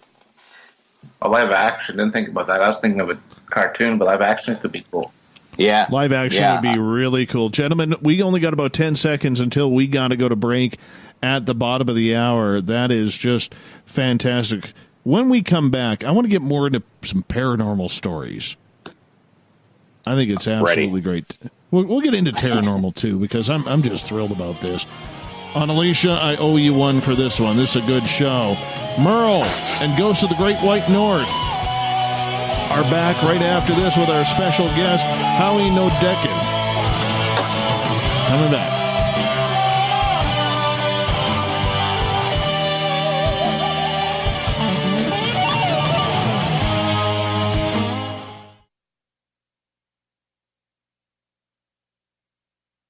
Hey, space travelers, this is John Resig, founder of the Chive and Chive Charities. If you know anything about our website, you know we like to do things a little differently. We're not some faceless organization collecting money for a nebulous cause. Our donor dollars go directly toward life-improving items. Then we give those items directly to an underdog who needs it most. To become a donor with Spaced Out Radio's official charity, Chive Charities, just go to chivecharities.org/donate. Visit purpleplates.com today. For over 40 years, the Purple Energy Plates have been delivering amazing results for their many customers. Inspired by the great genius Nikola Tesla, the harmony, healing, and energetic effects of the plates have proven over and over to be beneficial and often miraculous to thousands of customers. Check their site for daily specials and choose from their many energy products. You won't be sorry. Visit them today at purpleplates.com. Heading to Vancouver and looking for a night on the town? The Moose Vancouver is the bar that never stops rocking until 2 a.m. every night. The Moose has great food with everything on the menu from $6.95 to $8.95. Fantastic, vibrant staff and rock and roll that will bring you back to when the music was real, the hair was long, and the guitars were rocking. Get your party on at the Moose Vancouver, the official party bar of Spaced Out Radio. Move over, brother, and let me own Saturday night. This is Rich Giordano, and I'm inviting you to tune on in to Spaced Out Saturdays starting at 9 p.m. Pacific, 12 a.m. Eastern, where I'm going to bust open the lids on everything paranormal. Why? Because we want answers, and I'm the guy who's going to deliver those answers to you. Join the chat rooms, and we'll see you this Saturday. Just be there. No, really.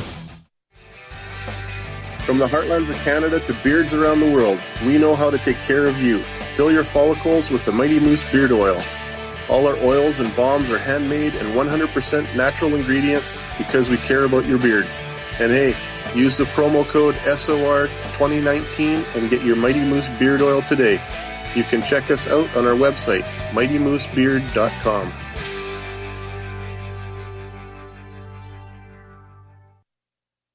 Every night on Spaced Out Radio, we have places for you to hang out. Hi, this is Carl. Join our SOR Space Travelers group on Facebook for live chat. On Twitter, using hashtag Spaced Out Radio. You can also join us in our Spreaker chat room.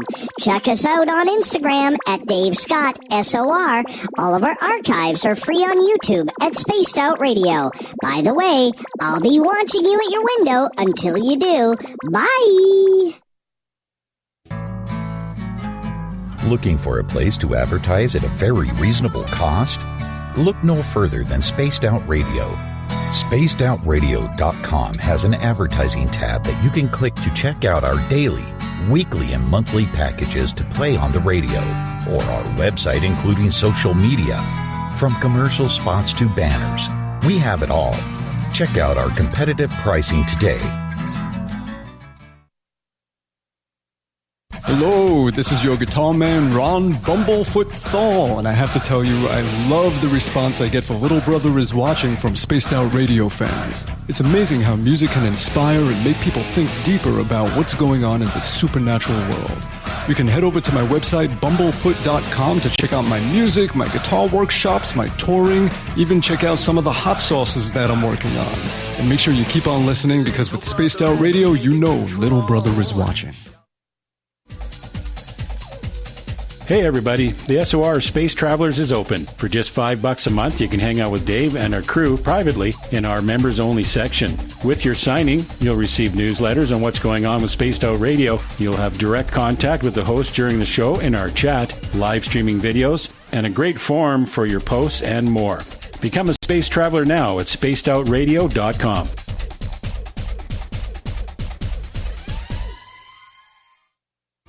We're adding to the entertainment online for Spaced Out Radio. I'm Amber Beckrud, and I want to invite you to subscribe to our YouTube channel and check out Cryptid Tales, where I will take you on a journey into some of the strangest legends and lore from around the world, relaying the stories to you of the strange creatures and experiences that people have had throughout time. You can find Cryptid Tales at youtube.com/Spaced Out Radio. And while you're there, don't forget to check out our free archives and leave a comment. See you there. You wanted new SOR gear, and now you can have it. The SOR Vault is fully stocked with t-shirts, hats, hoodies, mugs, and everything in between, with great logos for you to choose from. So head on over to spacedoutradio.com, click on the SOR Vault, and go shopping. Pricing is quite affordable, and you can look good representing your favorite show. So go to our website and pick up your new SOR wear at the SOR Vault today.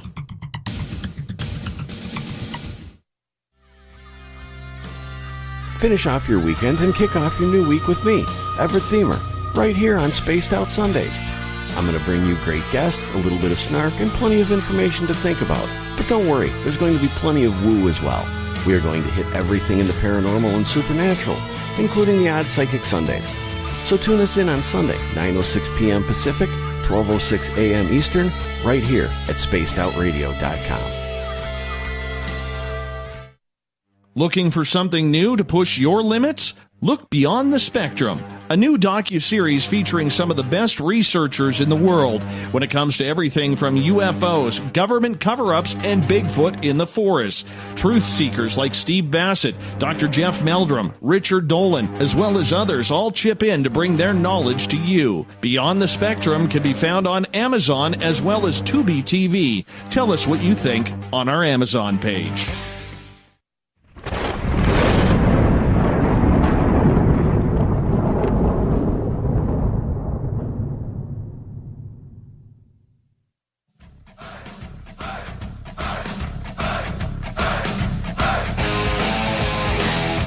Past the halfway point of Spaced Out Radio tonight. I am your host, Dave Scott, sitting in the captain's chair of SOR headquarters.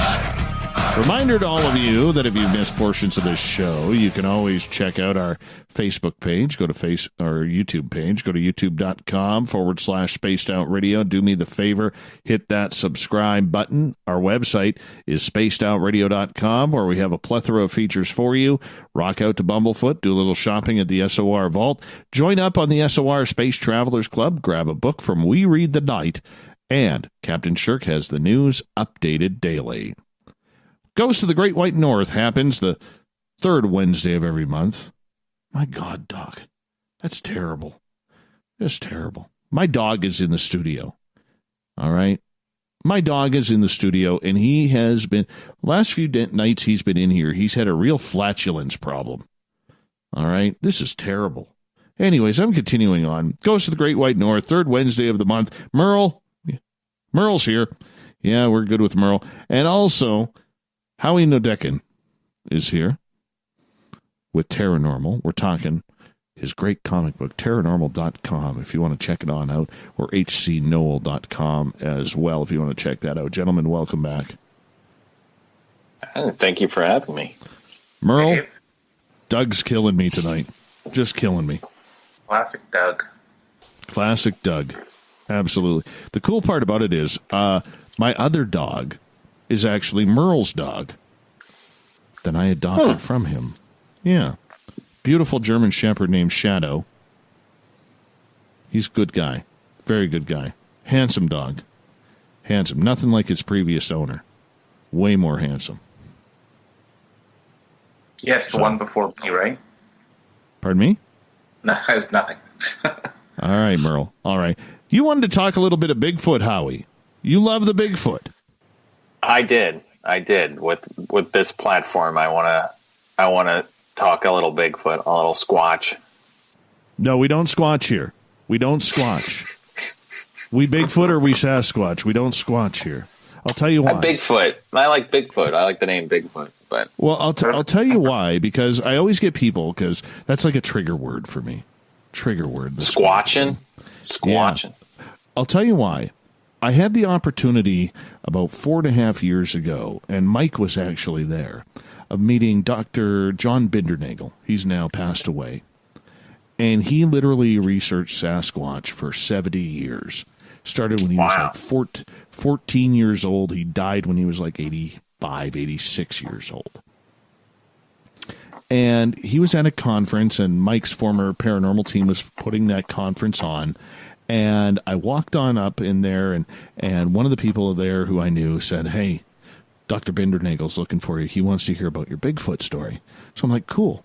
So we happen to run into each other, and this is like talking to the Wayne Gretzky of the Bigfoot world, right? It's kind of shocking when all of a sudden he wants to talk to you.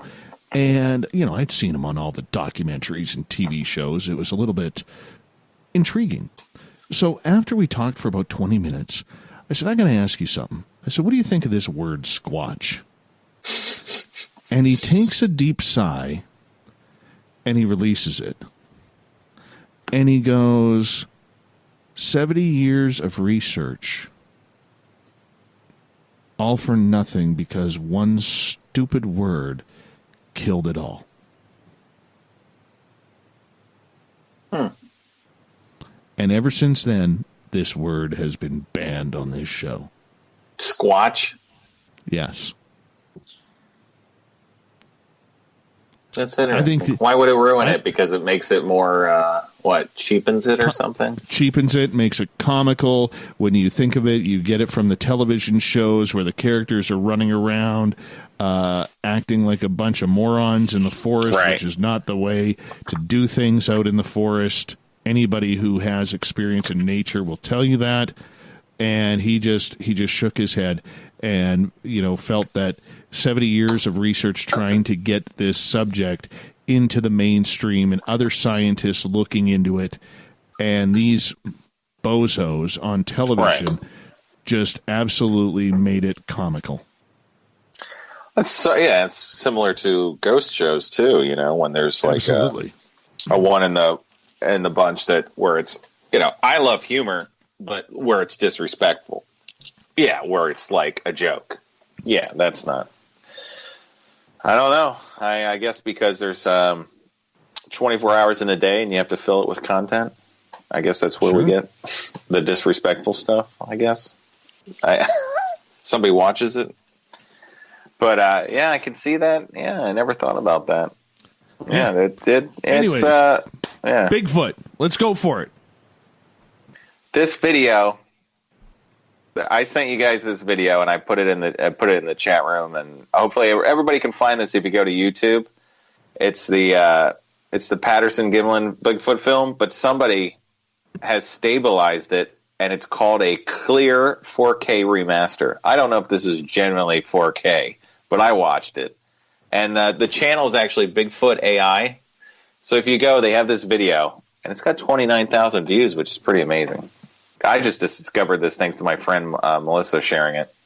So if you watch this, you can watch, they've upgraded it in a way and stabilized it so it's not super shaky. And you could see new details in the famous Bigfoot film, the footage. And Bigfoot is a lady. And I'm guessing that because it has large Bigfoot breasts. And I never knew that before. But Dave said he knew that.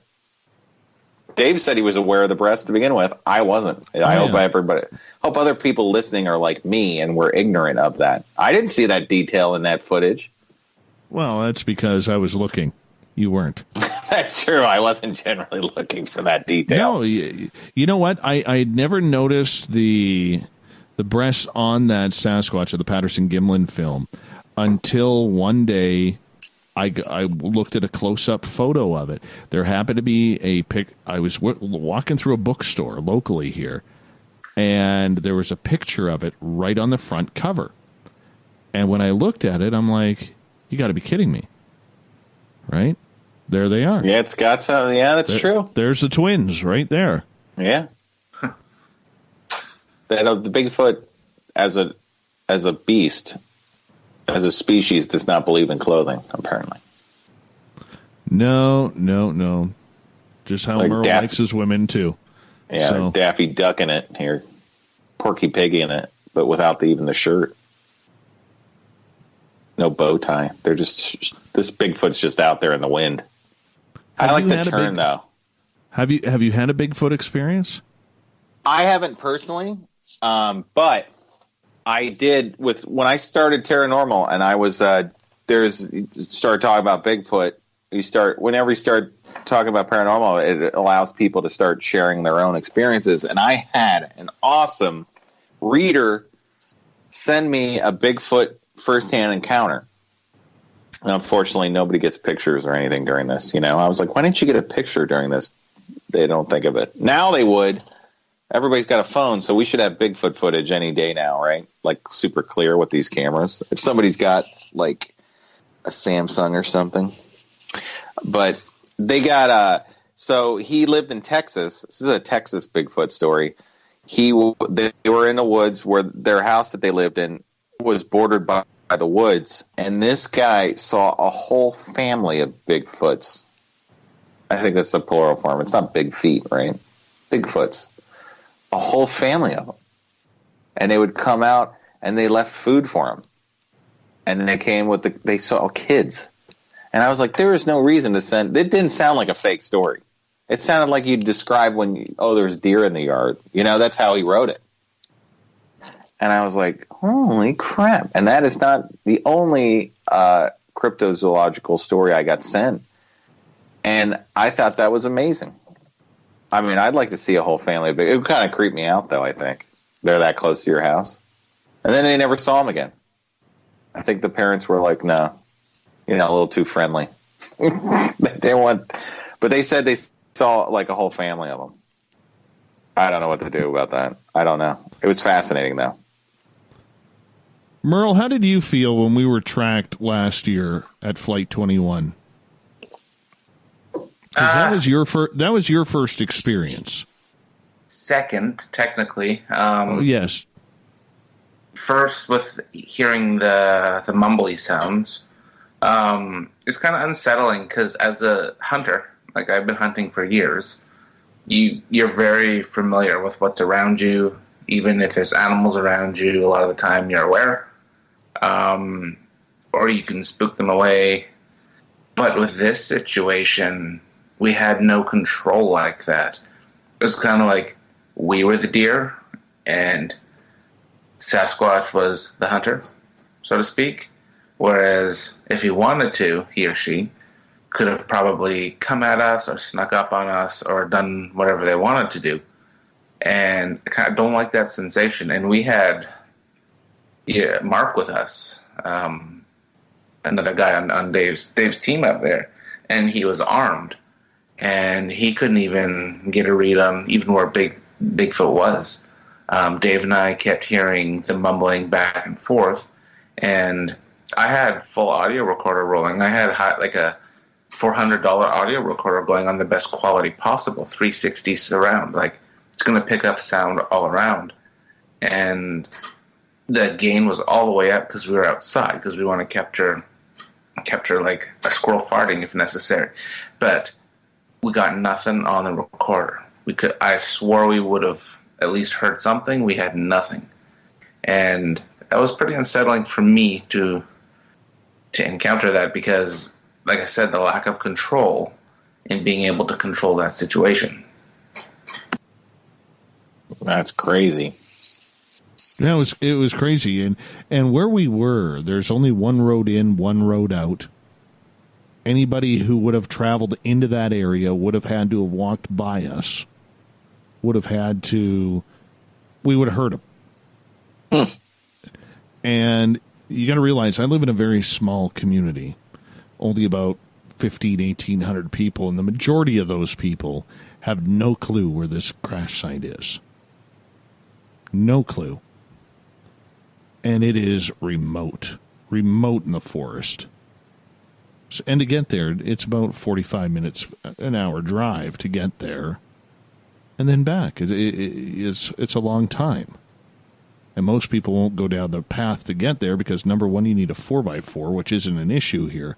But number two, it's such a tight path, most people won't take their vehicles down there for fear of getting scratched. Like Merle. Merle won't take his Volvo down there. Volvo. Wow. Dodge. It's all about a Dodge. You know that. Anyways, Merle likes a good beige Volvo. And, you know, so when you're having that experience, it's much like a paranormal experience, Howie, where when you're caught off guard and you don't know how to react, that's when things get weird. Have you had that situation happen before? Yeah, and I feel uncomfortable when it happens, and kind of in disbelief. I mean, I wouldn't know. I've never gone looking. I've gone looking not for Bigfoot, but I've gone looking for what Maryland had, which was Maryland has Goat Man.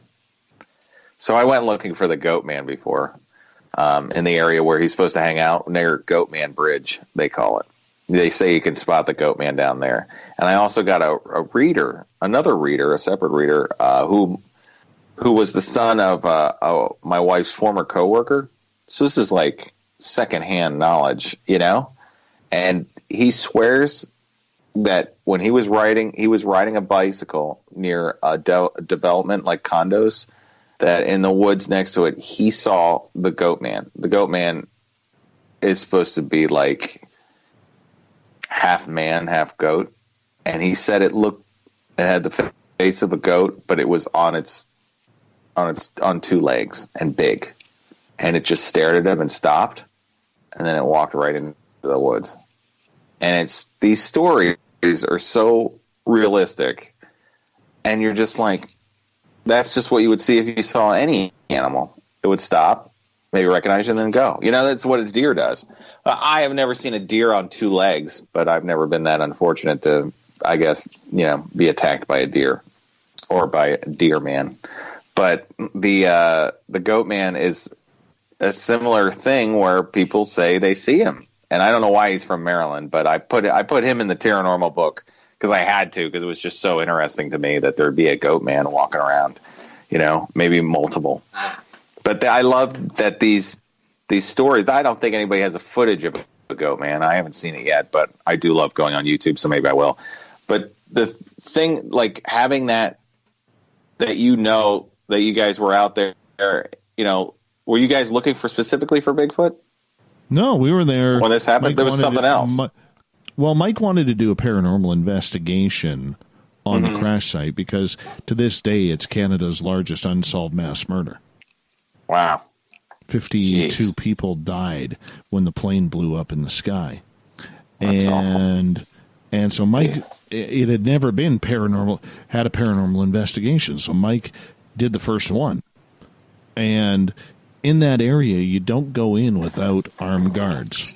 There's grizzly bears, black bears. The last time Mike and I were out there, there was cougar droppings that were not too old. And so you're always looking for signs of wild animals. And when Mark had the experience, when Mark took his gun off his shoulder and started pointing it towards the forest, Mark is somebody who has been a hunter, a hunting guide, an animal tracker for the last 30, 35 years. And he won't say it's a Sasquatch, but he will say that he knew it was on 2 feet, because you can tell the difference between 2 and 4 feet. And he knew it was making noise up high, like it was trying to get Mark's attention. Now, could that have been a bear standing on its hind legs, rubbing against a tree? Yes, but that's a distinctive sound. And we asked Mark that, and he said that's not what it sounded like whatsoever. I would say either way, it sucks. Yeah. Yeah. I don't think, Mike, we lasted, another 10 minutes there? No. A part of me felt like it was testing the waters to try and separate us. Yeah, I'm out. Now that I'm thinking about it, because it lured Mark over, because Mark being a hunter as well. Just like the Predator. Maybe it was the Predator. Curiosity kills the cat, so to speak, right? Did you hear a little clicking sound, like the Predator makes? No. That would be cool. Yeah. No, but no laser beams, right? That's what I'm at. No laser beams, which is good. No laser beams, which was good. Yeah. I was trying to find some mud to cover up just in case. But because I can honestly say I would have no problem using Mark or Mike as a shield. I really wouldn't. I'm that guy. That's just the way. That's life. I'm a good friend that way. It's also strategy. Yeah. Well, you know what? You can carry on their story too. You're a storyteller, so exactly. It'd be best if you survived. Therefore, you can carry on the memory of them properly. Well, we knew there were 2 of them because where Mark was facing. So if Mark was facing noon or 12 o'clock, Mike was at about 4 o'clock, and there was one in front of Mike somewhere. What would you say, Mike? 50, 60 yards? Yeah, about that. And there was the one in front of Mark. So there were 2 of them. And there are many investigators who believe that Sasquatch actually moves in pairs or in trios in order to surround and get a better view of what is happening in the area. But what was also intriguing about that is you're right in the middle of the forest. There was no squirrels chirping. There was no birds. You couldn't hear any animals around outside of these two things, whatever they were. And they probably know to shut the hell up when there's a Bigfoot around. Absolutely. Absolutely. You know? They know not to mess with Bigfoot. But that's also a hunter trick. Like when you're in the bush, you're listening for wildlife, like birds chirping or squirrels yelling at you. And then once that stops, you know that there's something around you, most likely a deer or like a bear, because that it startles them to not make noise. And when it's silent, it's the most eerie thing, especially when we were there. Like the last time we went, Dave, we kind of did that weird silence thing. I came armed that time, but I think we were having more paranormal experiences with the spirit box when we were. Like you were up there. That we were. Yeah. That we were.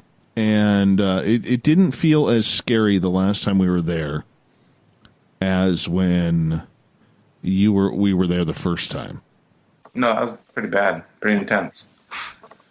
I'd love to have that happen again. I really would. Howie, you got to come draw that. Are you going to put a Bigfoot character in with Paranormal? Well, I'm sure. I haven't done Bigfoot, but I did do the Goat Man. So that's what we did, for the webcomic series book that I've been talking about. The Goat Man's in there. So I think Bigfoot would have to be in the next volume. Oh, I think we definitely need to name it something with Merle in it. Yeah, maybe that's his name, Merle. Merle Squatch. Merle Squatch. Yeah, Merle Squatch. I think that could be a specific breed of them. Yes. Sure. Oh, God, that would be awesome.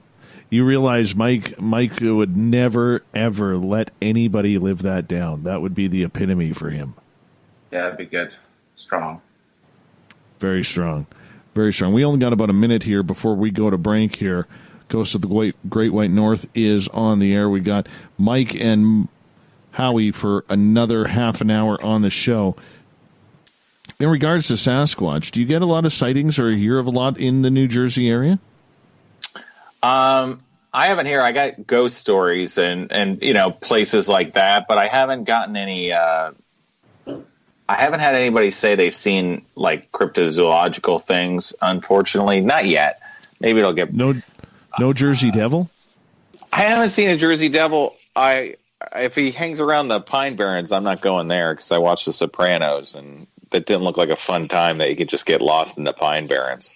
I haven't seen the Jersey Devil. I haven't met anybody that said they've seen the Jersey Devil. Only the hockey team. So no actual Jersey Devil yet, sadly. Well, they are pretty bad this year, the hockey team.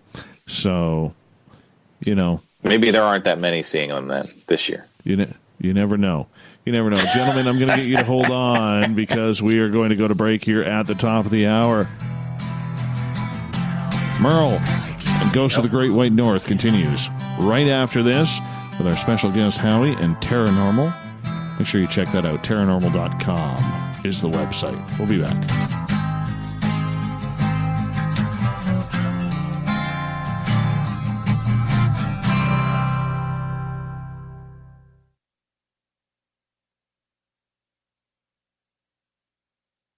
So, you love talk radio? Then you'll love TalkStreamLive.com. TalkStream Live is always on, 24/7 with the best streaming talk shows. Find your favorite talkers and discover some new ones. It's free, readily available online or on mobile with any smartphone or tablet. Finding your favorite talk shows all in one place has gotten a whole lot easier. Just go to TalkStreamLive.com. Be sure to download the free apps from Google Play or the iTunes App Store.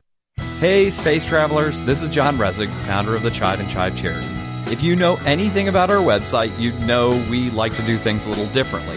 We're not some faceless organization collecting money for a nebulous cause. Our donor dollars go directly toward life-improving items. Then we give those items directly to an underdog who needs it most. To become a donor with Spaced Out Radio's official charity, Chive Charities, just go to chivecharities.org/donate.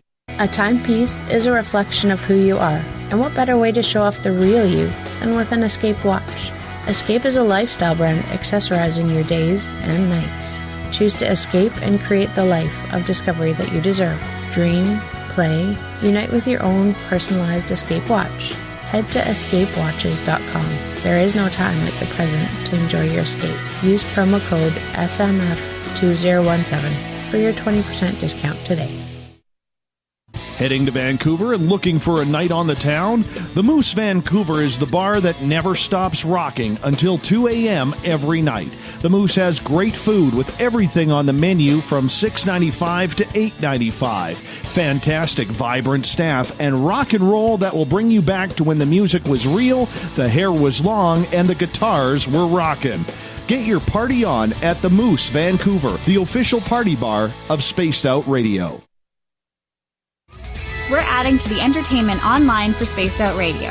I'm Amber Beckrud, and I want to invite you to subscribe to our YouTube channel and check out Cryptid Tales, where I will take you on a journey into some of the strangest legends and lore from around the world, relaying the stories to you of the strange creatures and experiences that people have had throughout time. You can find Cryptid Tales at youtube.com/Spaced Out Radio. And while you're there, don't forget to check out our free archives and leave a comment. See you there. Every night on Spaced Out Radio, we have places for you to hang out. Hi, this is Carl. Join our SOR Space Travelers group on Facebook for live chat. On Twitter, using hashtag Spaced Out Radio, you can also join us in our Spreaker chat room. Check us out on Instagram at Dave Scott SOR. All of our archives are free on YouTube at Spaced Out Radio. By the way, I'll be watching you at your window until you do. Bye! Visit purpleplates.com today. For over 40 years, the Purple Energy Plates have been delivering amazing results for their many customers. Inspired by the great genius Nikola Tesla, the harmony, healing, and energetic effects of the plates have proven over and over to be beneficial and often miraculous to thousands of customers. Check their site for daily specials and choose from their many energy products. You won't be sorry. Visit them today at purpleplates.com. Hello, this is your guitar man, Ron Bumblefoot Thal, and I have to tell you, I love the response I get for Little Brother is Watching from Spaced Out Radio fans. It's amazing how music can inspire and make people think deeper about what's going on in the supernatural world. You can head over to my website, bumblefoot.com, to check out my music, my guitar workshops, my touring, even check out some of the hot sauces that I'm working on. And make sure you keep on listening, because with Spaced Out Radio, you know Little Brother is watching. We all know on Spaced Out Radio we love a good beard and mustache, so why not take care of your facial hair with Mighty Moose Beard Oil? Made in Canada, we're taking care of beards and stashes around the world. We use 100% natural ingredients with our oils and balms to make your whiskers feel silky smooth. Use promo code SOR2019 at MightyMooseBeard.com today.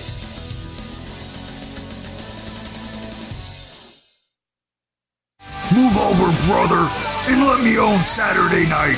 This is Rich Giordano, and I'm inviting you to tune on in to Spaced Out Saturdays starting at 9 p.m. Pacific, 12 a.m. Eastern, where I'm going to bust open the lids on everything paranormal. Why? Because we want answers, and I'm the guy who's going to deliver those answers to you. Join the chat rooms, and we'll see you this Saturday. Just be there. No, really. Looking for a place to advertise at a very reasonable cost? Look no further than Spaced Out Radio. SpacedOutRadio.com has an advertising tab that you can click to check out our daily, weekly, and monthly packages to play on the radio, or our website including social media. From commercial spots to banners, we have it all. Check out our competitive pricing today.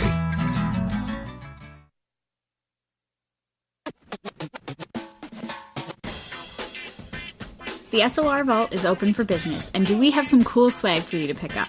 All you have to do is head over to our website and click on the SOR Vault. You have a variety of cool logos to choose from, and put them on anything you want. T-shirts, hoodies, hats, coffee mugs, you name it, we can get it to you. So do your shopping by supporting the store you love. Get your Spaced Out Radio swag at the SOR Vault today.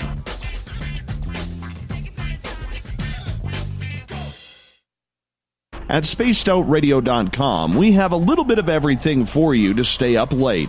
So while you're there, check out our SOR Newswire, where our team brings you stories of the weird and strange to the WTF from around the globe.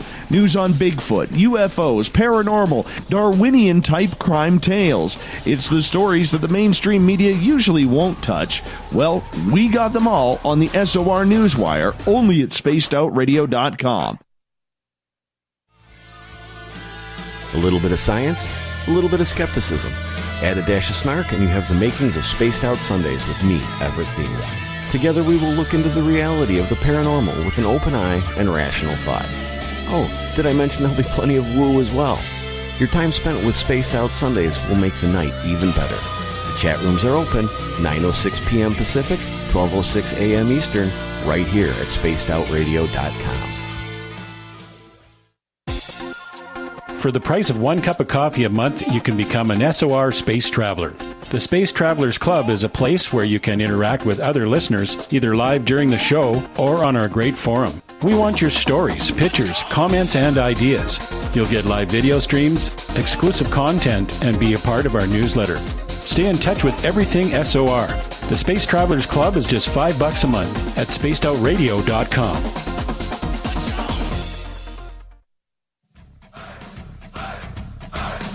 Would you like to connect with us? Head to spacedoutradio.com for all your latest show info. Now, back to Dave Scott and SOR.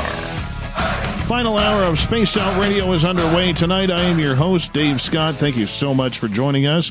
I want to remind all of you that we are broadcasting live on WQEE 99.1 FM in Noonan, Georgia, UPRN 107.7 FM in Ridgecrest, California, or make that New Orleans. In Ridgecrest, California, KZFX 93.7 FM. We're on KDUN AM 1030 in Reedsport, Oregon, and KDNF AM 1560 in Dangerfield, Texas.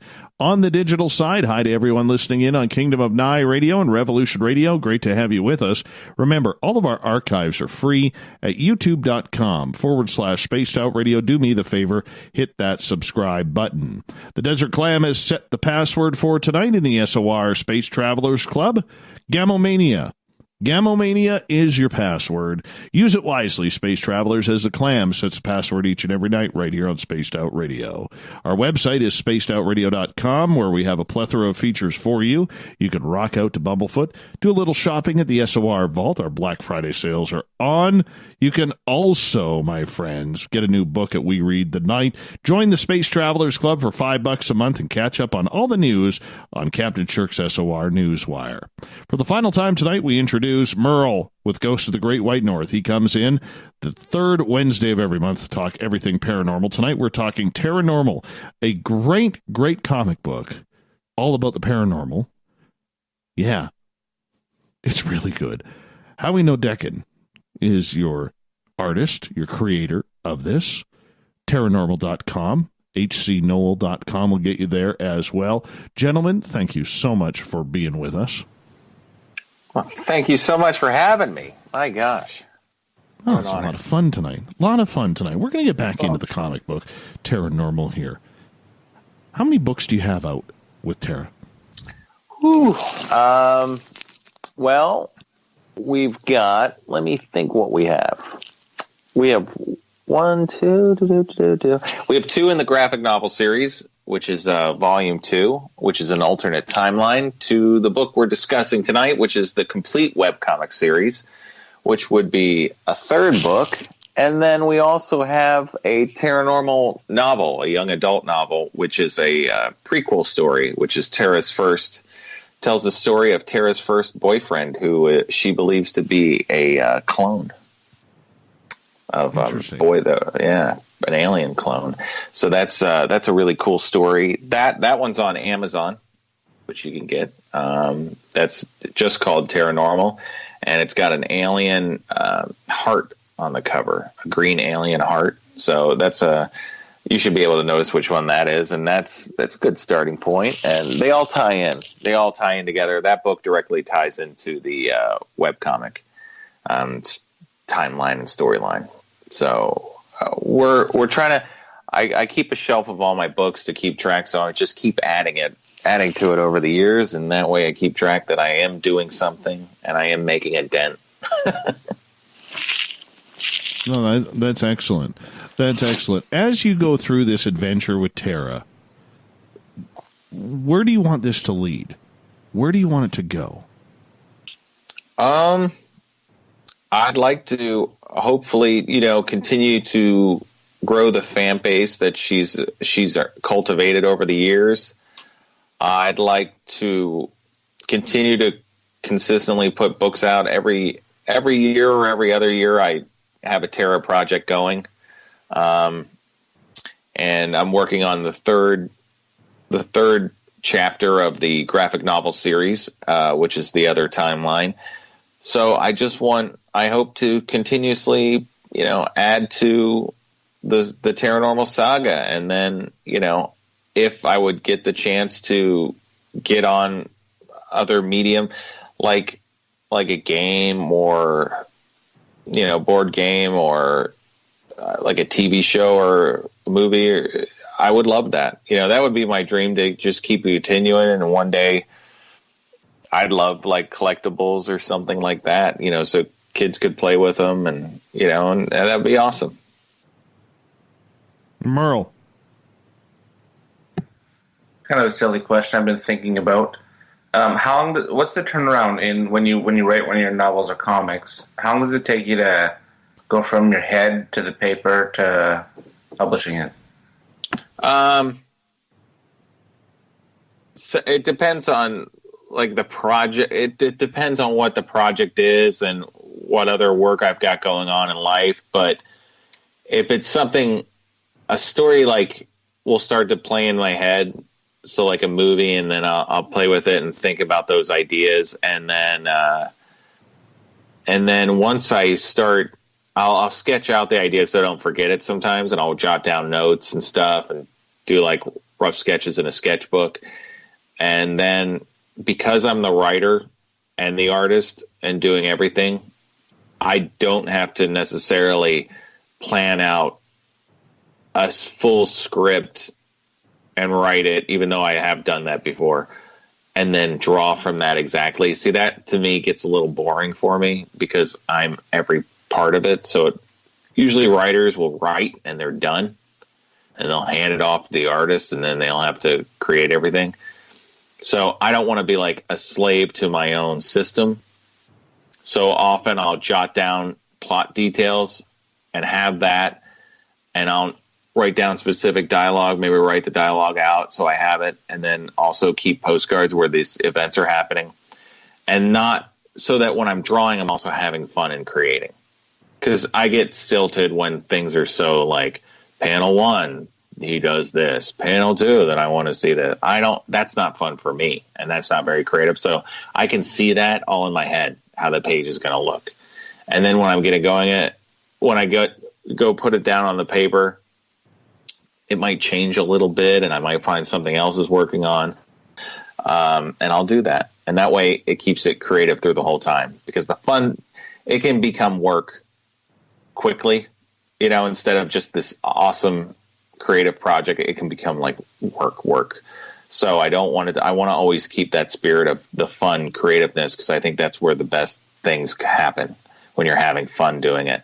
So it just depends.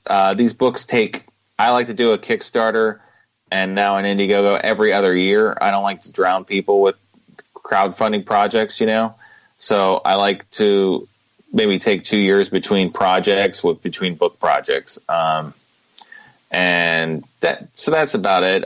With the last Paranormal, because I've done things in between, it was a little longer than that with the graphic novel series, but you got to keep in account we're doing the webcomic too. So I'm dancing between timelines, but still you're getting new Paranormal all the time that I'm updating on my site, and I'm updating on our Facebook and stuff like that.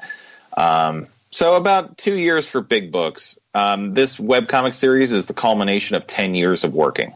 So April of 2009 is when I first published the first ever Paranormal webcomic online. So here we are 10 years later. The series is complete. You're also going to get all the TAPS comics. Hopefully I can fit that in there for you. So this book is going to have a ton of stuff to celebrate everything that I've done with this character in this version. So, I just try to just keep pumping out content as much as I can, but the books are usually every 2 years. And you've got some appearances coming up. You've got the Gettysburg Battlefield Bash, the yes Unity Expo. So I'm busy. Yeah. 2020 is going to be exciting. I can't believe we get to say 2020. It sounds like the future, but I guess the future is now. We get coming up in March. I'm going to be at Feminology, which is returning. It's a big event. There's going to be a lot of great paranormal investigators there. I'm very excited for that. That's also in Gettysburg. So Feminology is coming up in March, and then in May I have the New Jersey Para-Unity Expo, which is great. It's in Woodbridge, New Jersey, and that is one of the best shows I've ever done. I used to do a lot of comic book shows too, but I always found like my heart was in these paranormal conventions. I'm just so happy when I'm there. There's just a different vibe for me, and everybody embraces my art when I'm there.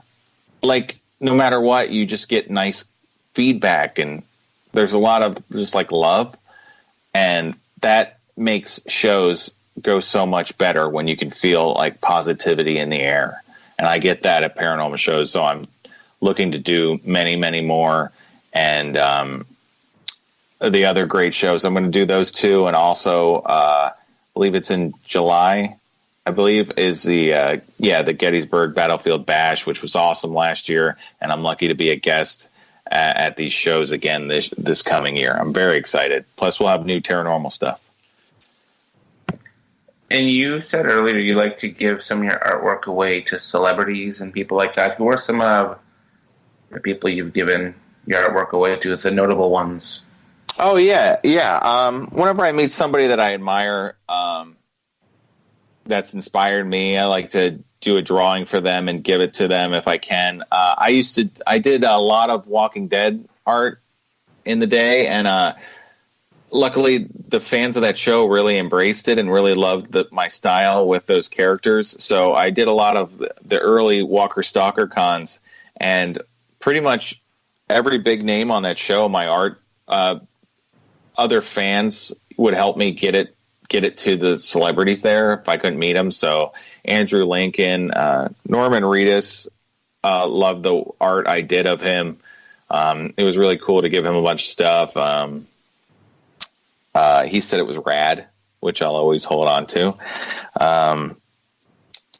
We got, I met The Rock before I made him a painting. Early on, I met The Rock, it's got to be 2000, and it was like a blizzard out while waiting in line for him.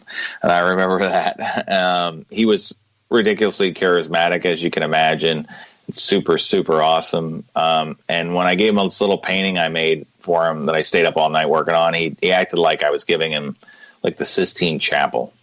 So I was like, man, I'm always going to be a fan of this guy's forever, just because the way he makes you feel, it just shows you that he does think he gives everybody their time. And this is like 20 years ago. So you can see that he's stayed the same kind of person, with fans. Elle King is a singer I love. I got to give her my caricature and she loved it and really appreciated it. So just anytime I try to, because I'm trying to draw. My God, who else I'm going to do? Hayden Christensen from Star Wars, who plays Anakin Skywalker, which I loved. I gave him the art, and he really, really, really loved it. So it's really cool to see that, how your art can affect the person that you look up to, like in front of them. But that's why I also enjoy doing caricature parties and giving art to people, because you see that same look. The appreciation, and when it clicks with them, and you can tell it means something to them right away. That's what I enjoy the most. Do you want to hear some rare Merle blasphemy? I've never seen Star Wars. Wow. I've never seen Star Trek. I meet a lot of people. I've never seen Star Trek or the X-Files. Oh, my God. You would like the X-Files. You'd like the X-Files. You might get mad at Scully. You might get annoyed by Scully, but I love Scully. I did meet them, too. I met David Duchovny and Gillian, and that was amazing. See, people in Vancouver here, or in British Columbia here, were not big fans of David Duchovny. Oh, because he wanted to end the show earlier on and all that stuff. Well, he wanted to end the show because apparently he hated living in Vancouver. I don't know. I know there was a deal with Fox where they sold it for reruns and they screwed him and he was a producer. So that was part of it. I know that. Yeah. Well, he was very vocal about hating Vancouver. And that really pissed a lot of people off. Yeah, I know he's made kind of reaches to try to make it back, make it better.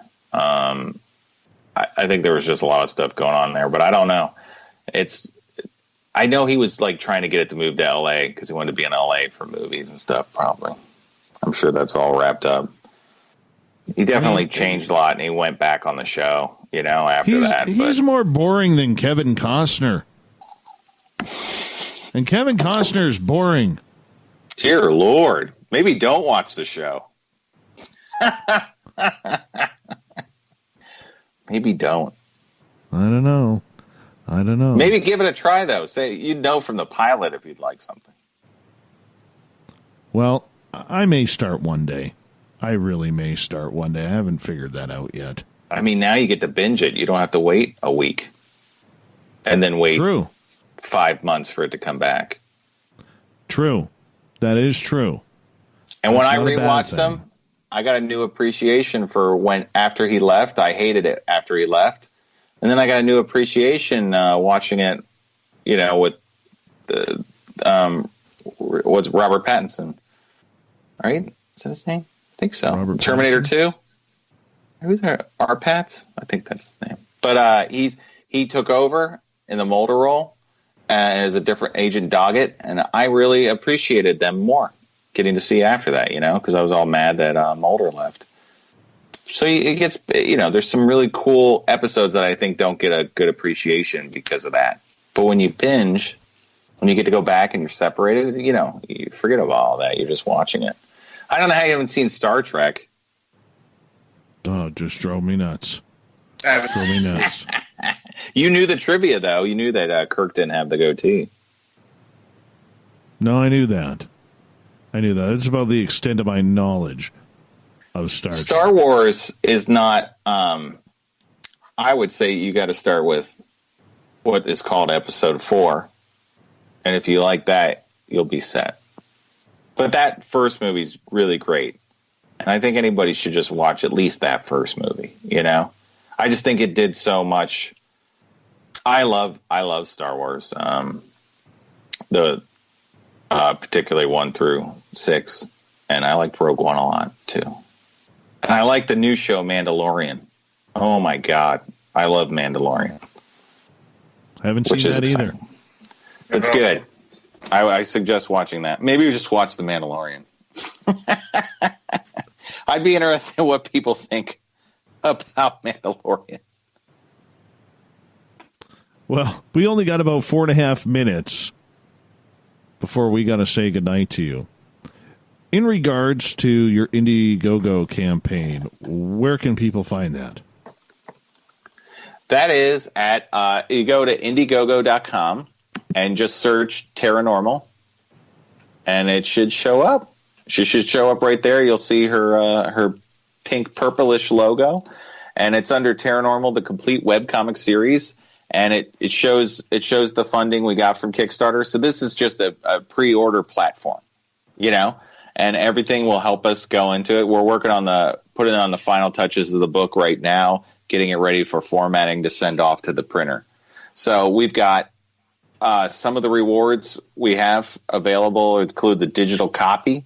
You can get that if not after Thanksgiving, right in December early. The digital copy, you can get the entire book. And then we also have signed copies of the graphic novel, and they'll ship out in February or March whenever we get them back. And we also have shirts available. So the Paranormal shirt with her cool logo. And also another option is to get the Paranormal cosplay shirt, the pink shirt like she wears. We have that with the book. And then I also have, I got my friend Jason Hawes from Ghost Nation to sign a couple of portraits I did of him. And they're limited edition. We've got 4 of them left. And they're also on Indiegogo, along with original art pages. So if you like my art and you really want to be a big supporter, maybe it just intrigued you so much and you want some of the original art, I have 10 pages available that you can go ahead and get, and you'll get that and the book. It's a good package. Good package. You know? Still a little weirded out that Paranormal looks like our friend Alan Alicia, but that's to be expected, I guess. Merle, final questions. Yeah, he just answered my stuff, but I'm blanked out, Dave. Long day. Good journalism there. Good journalism there, Merle. Wait, you really we made that pitch happen. You made that pitch happen. Journalism. Like the books, the stuff's cool. I'm out of it. Yeah, that's definitely Merle. That's definitely Merle. Do you want to give the link out once again to your Indiegogo? Sure. You go to Indiegogo.com, and then search right at the top bar. Just search Paranormal, T-A-R-A, normal. So T like Tom, Paranormal, and she'll show up right at the top. After you do that search, you'll see Paranormal, the complete webcomic series. And by pre-ordering these today, you help the entire project happen. I mean, every dollar from it goes directly to, making the books and sending out the other rewards and sending them off to you. And if you get the digital copy, I mean, you get it super quick too. You'll get that at least, if not the end of this month, in December. So there you go. Awesome. It can't be beat. Yeah, we offer that stuff is awesome. I really think my daughter would like your series, actually. I've been kind of, when we've been talking here, looking at the little other comic strips on the website. I think my daughter would really like it, actually. Oh, awesome. Yeah, a lot of my reader base is overwhelmingly female, which is awesome. It's cool because that's, the hero.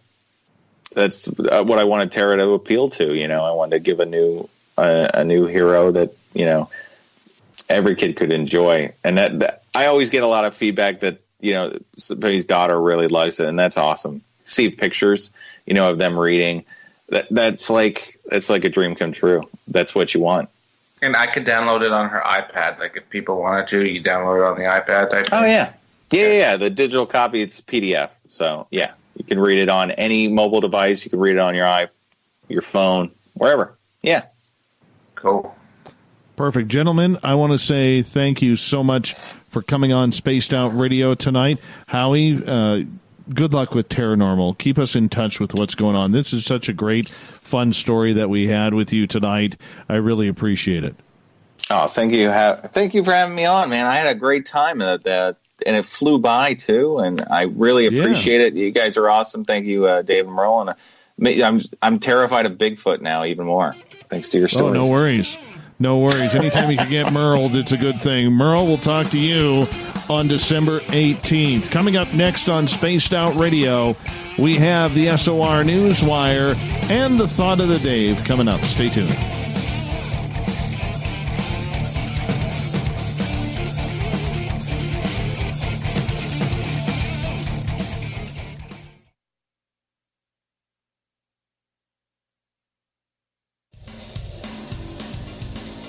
We all know on Spaced Out Radio we love a good beard and mustache, so why not take care of your facial hair with Mighty Moose Beard Oil?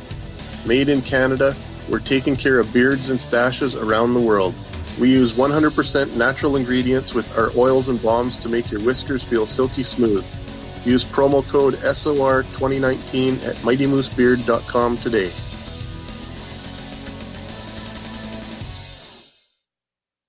So, you love talk radio? Then you'll love TalkStreamLive.com. TalkStream Live is always on, 24/7 with the best streaming talk shows. Find your favorite talkers and discover some new ones. It's free, readily available online or on mobile with any smartphone or tablet. Finding your favorite talk shows all in one place has gotten a whole lot easier. Just go to TalkStreamLive.com. Be sure to download the free apps from Google Play or the iTunes App Store. Hello, this is your guitar man, Ron Bumblefoot Thaw, and I have to tell you, I love the response I get for Little Brother is Watching from Spaced Out Radio fans. It's amazing how music can inspire and make people think deeper about what's going on in the supernatural world.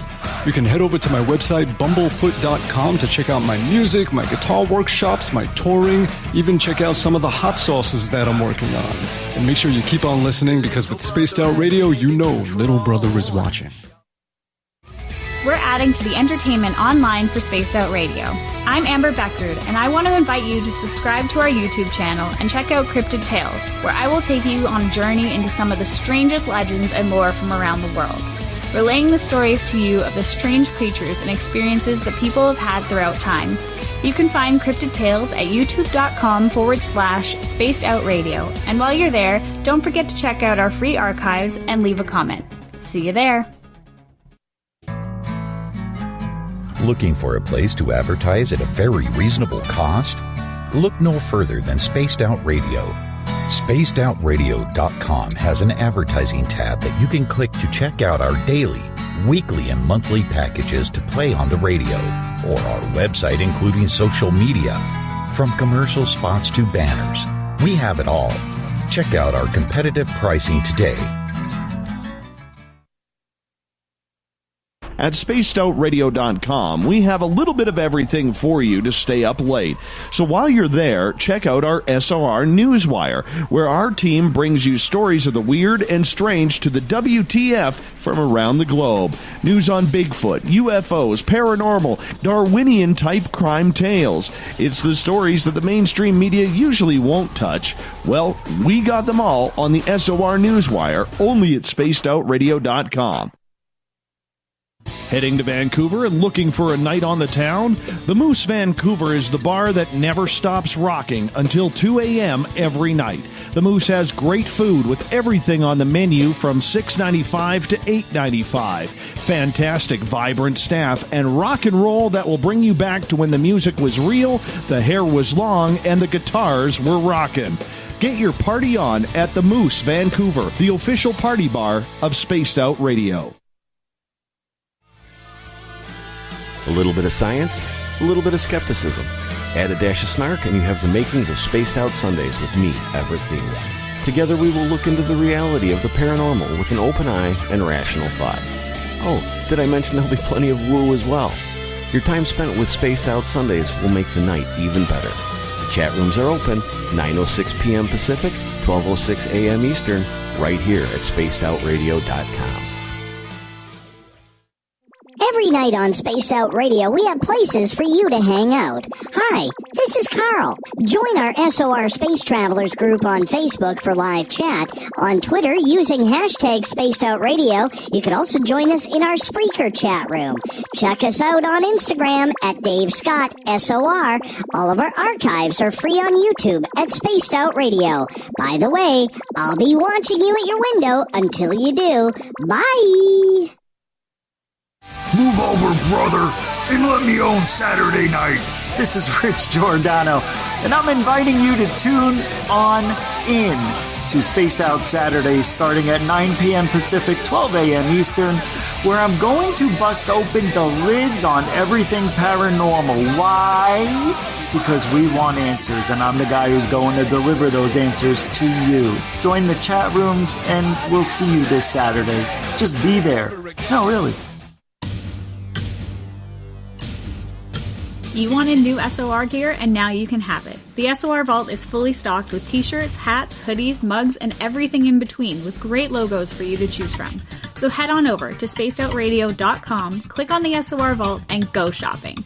Pricing is quite affordable, and you can look good representing your favorite show. So go to our website and pick up your new SOR wear at the SOR Vault today. Hey, Spaced Out Radio fans! It's John Resig, founder of the Chive and Chive Charities. Our goal is to make the life of veterans, first responders, and those with rare medical conditions 10% happier.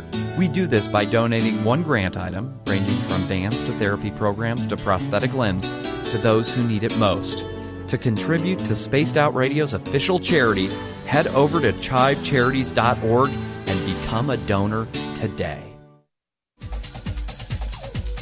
Hey everybody, the SOR Space Travelers is open. For just $5 a month, you can hang out with Dave and our crew privately in our members-only section. With your signing, you'll receive newsletters on what's going on with Spaced Out Radio. You'll have direct contact with the host during the show in our chat, live streaming videos, and a great forum for your posts and more.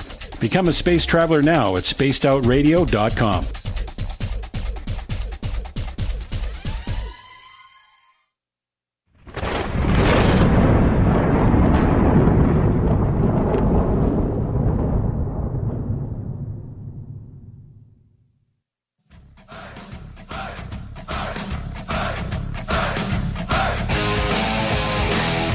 We rounded third. We're heading for home tonight on Spaced Out Radio. I am your host, Dave Scott, sitting in the captain's chair of SOR headquarters. That was a fun show. Paranormal.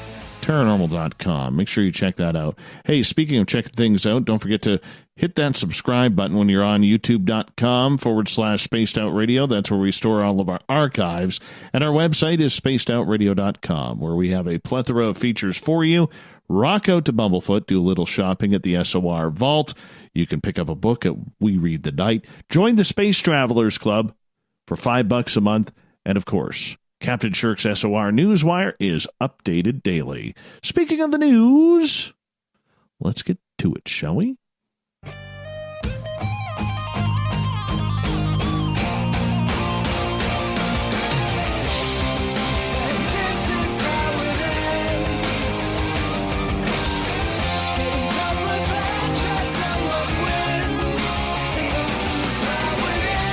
The news is always changing, which is why we bring you the SOR Newswire at the back end of every show, where we get to the weird, the strange, the wacky, sometimes flatulent.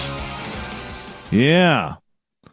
Did he or didn't he break wind? A congressman from California became the butt end of everyone's joke for appearing to fart on live television Monday night. Representative Eric Swalwell was mid-sentence on MSNBC's Hardball with Chris Matthews when it sounded like he cut the cheese. Says, Chris, so far the evidence is uncontradicted that the president and the U.S. taxpayer dollars to help him cheat. Anyways, he did shift. He really did shift. You gotta check out the video on that. And I know Captain Shirk was trying to figure out if I could spell or pronounce the way she wrote it. But she did. The 39-year-old Democrat who's been in Congress since 2013 and sits on the White House or in the House Judiciary Committee was quick to deny that he ripped one. It was not me, he told a BuzzFeed News reporter. And I didn't even hear it when I was speaking. Well, Twitter got involved. They said, no, you ripped one, buddy. You absolutely ripped one. One person wrote, it is real. You can tell the pause he takes to push it out. Another one, the slight pause as he realizes he can't hold it in any longer is pure gold. Hardball issued its own cheeky explanation, blaming the fart faux pas on a production snafu, saying, sorry to disappoint the conspiracy theorists. It was the hashtag hardball mug scraping across the desk.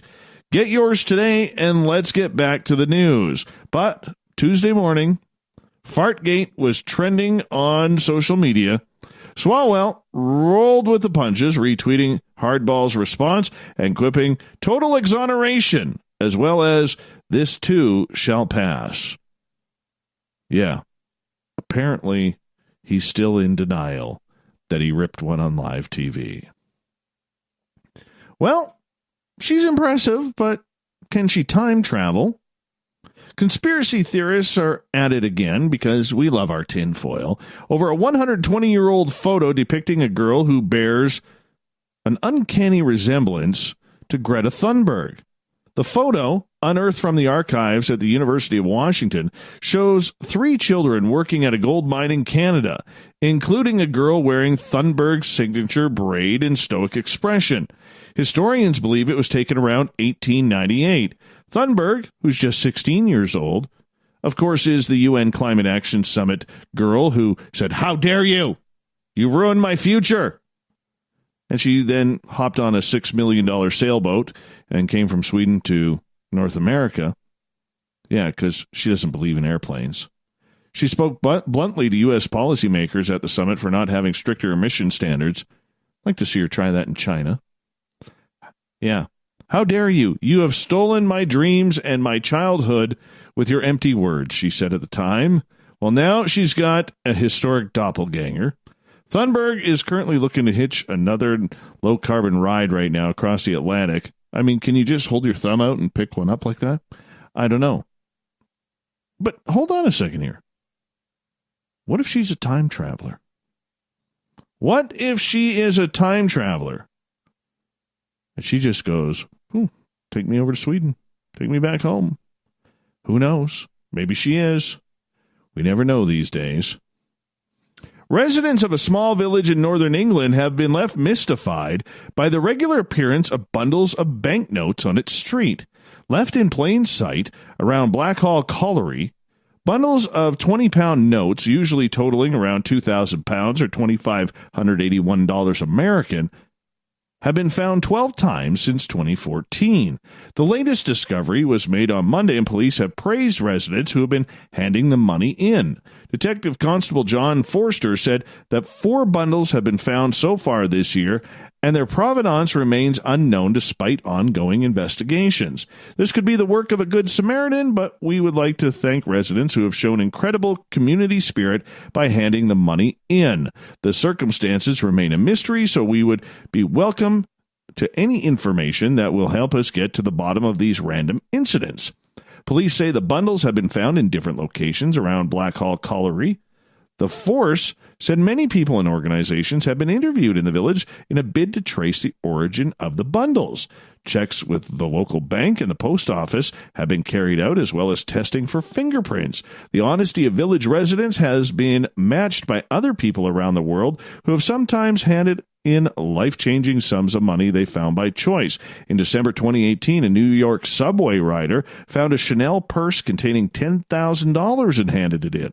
Police later confirmed that a Manhattan woman filed a report about the bag, which she had lost as she headed off to vacation in Russia. Hey, make sure you're looking up in the skies the next couple of nights. 2 meteor scientists, Peter Jenkinson and Esko Littinen, share their prediction for an outburst by the Alpha Monocertoid meteor shower. That'll be Thursday and Friday, depending on your location, of course. Prepare to set your watch so you don't miss the potential for a very limited and rare dazzling display in the night sky that could include up to 400 meteors. The exact time of the outburst has been calculated at 4:50 Universal Time, 11:50 p.m. Eastern Time. That would be 7:50 or 8:50, pardon me, on the Pacific. 7:50 in Alaska. That's for you, Conk. And it will likely only last for a short time, though, with the peak of the outburst lasting for about 15 minutes and the entire shower clocking in at 40 minutes. Always happens during the show. Always happens. It's like the night I had the Northern Lights dancing right over top of my house. All the colors that you see in those photos. Yeah, all over top of my house. When? Oh, right during the show. Yeah, I only got to watch about 3 or 4 minutes before I had to run back into the studio. Always happens. Anyways, the best views will be in South America, Eastern North America, Western Europe, and Northwestern Africa. Okay, the West Coast gets ripped off by this. The radiant point of the meteors is in the Monoceros, the unicorn constellation, near Orion the Hunter. So why is this such a big deal? The Alpha Monocertoid meteor shower usually happens each year around November 21st to 23rd, but during a normal shower, it only produces a very few meteors each night. The largest outbursts of this shower previously occurred in 1925, 35, 85, and 95, with the outburst being a complete surprise for each of those years, except when it was predicted in 95, according to the American Meteor Society. It's kind of cool. You know what? Whether or not you're going to watch a meteor shower, take some time to just look up at the stars. Very relaxing. Grab a lawn chair, lay back, and just stare up at the stars. I know it's cold for most of us right now. I do. But it's relaxing. And you never know if you're going to see Carl and his UFO boys flying by. You never know if that's going to happen. You never know what you're going to see. Just take the time to stare up at the stars if you haven't done it in a while. It's relaxing. By the way, for this meteor shower, you will not need binoculars or telescopes to enjoy the show. Your own eyes are just good enough. Moving on.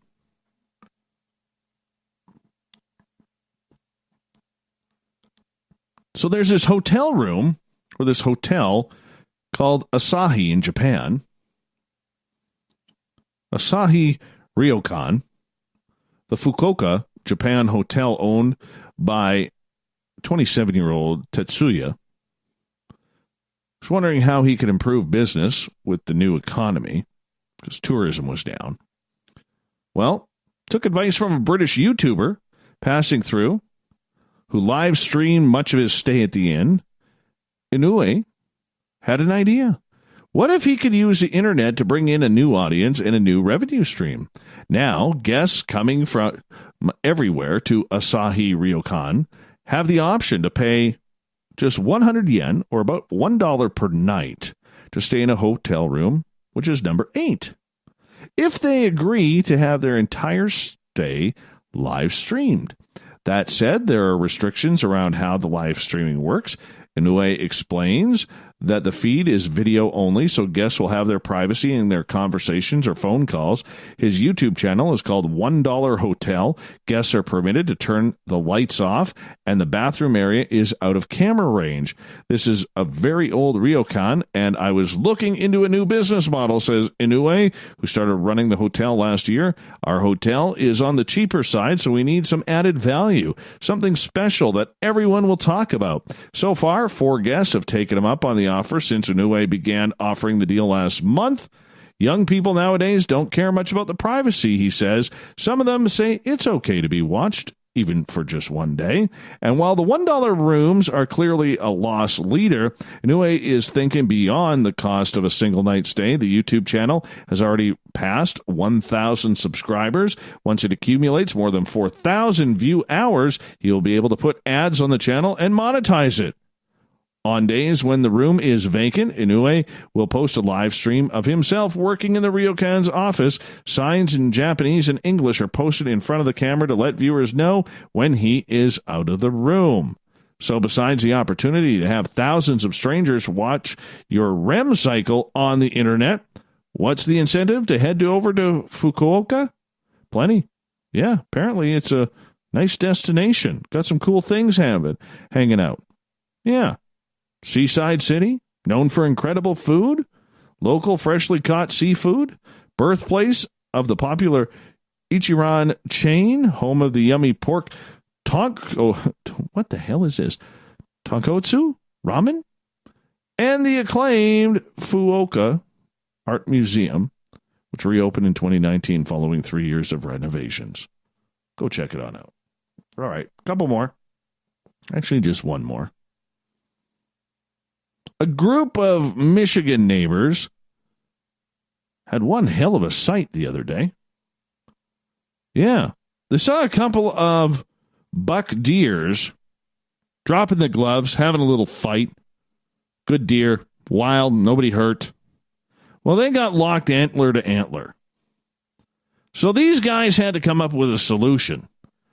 And you know what? This took testicular fortitude in order to do it. So these Michigan neighbors used a saw to free 2 bucks found with their antlers stuck together in a farm field.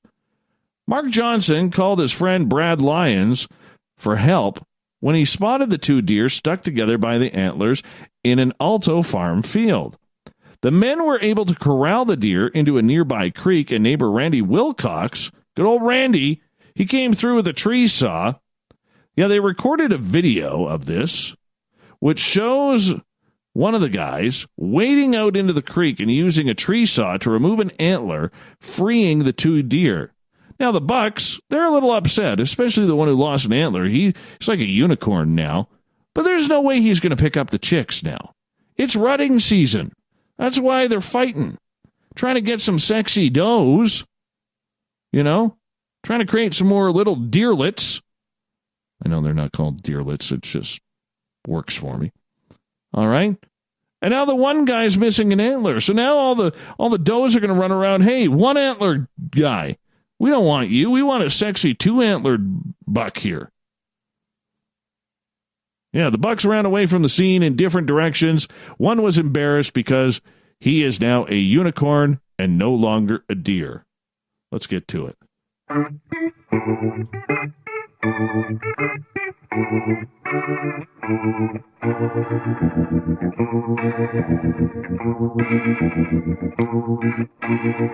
Thought of the Dave happens every night at this time, where we ask for a question on our Facebook and Twitter pages, then read your responses on the air because we love the audience participation around here.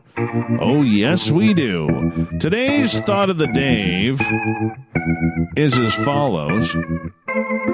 Who is your favorite superhero and why? Lance, me, he says. Not me, Dave, but me as in himself. Because he makes great things happen, and he doesn't brag about it. Les, Donald Trump, just to upset all of the obsessed whiners out there who believe that one guy as president is actually going to make some sort of drastic change to their lives. Taro, I'm a big fan of Dave Scott and the Raven Effect. Of course, that's the wrestler Raven. Oh, I'm saving Joe's for last. Oh, yeah, saving that one for last. Let's get to another one here. John, The Incredible Hulk. I grew up watching that show in the 70s and was a big fan of Bill Bixby and Lou Ferrigno. John, another John, part 2, Spider-Man. Because I've been a huge fan since like the age of 5. I was always Spidey growing up on Halloween. Spider-Man and His Amazing Friends was my favorite cartoon of all time. So yeah, I love me some Spidey. Andrew, Superman, because he is an example of the ancient Moses story, which has antecedents going further back in human history. This narrative repeats throughout our past in the destruction of Krypton, references the exploded planet hypothesis, which points directly back at our solar system.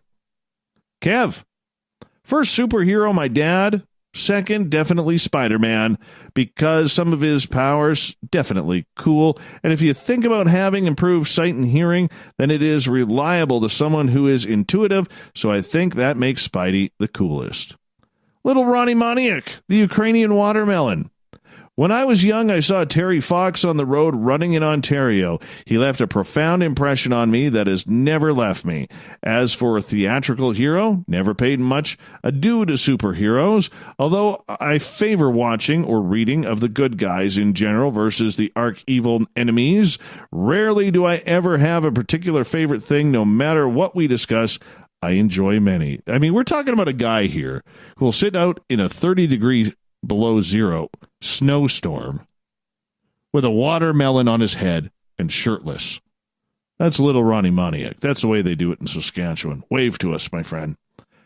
Robin Gambit, because he isn't afraid to do smooth talk with women, and he's a chick magnet. I would like to change items up with kinetic energy like he does. On Alicia, Paranormal, the comic strip. She is a ghost hunter and strong as hell. I love her look, and she doesn't give up. Has inspired me for over 9 years. Has guests of characters and familiar faces that pop up from childhood, such as Grover, etc. Thanks, Howie. Alfred, Superman, because he's like an alien. Coral, Spider-Man. He is from my generation, she says. Daryl, Catwoman, in my eyes, she is a hero, not a villain, because she is so hot. Shauna, in the UK. Silver Surfer, because I think he looks quite sexy. Yes, I am that strange. Dave, underdog, because he's the underdog. Scott, Black Cat. Nicole, Jessica Jones, Super Strength, and Super Sleuth. Another John. What's with all the Johns in here? This is hard for me. I guess my number one would be Underdog, then Hong Kong Phooey, Iron Man, Iceman, and Psylocke. Oh, does George of the Jungle count?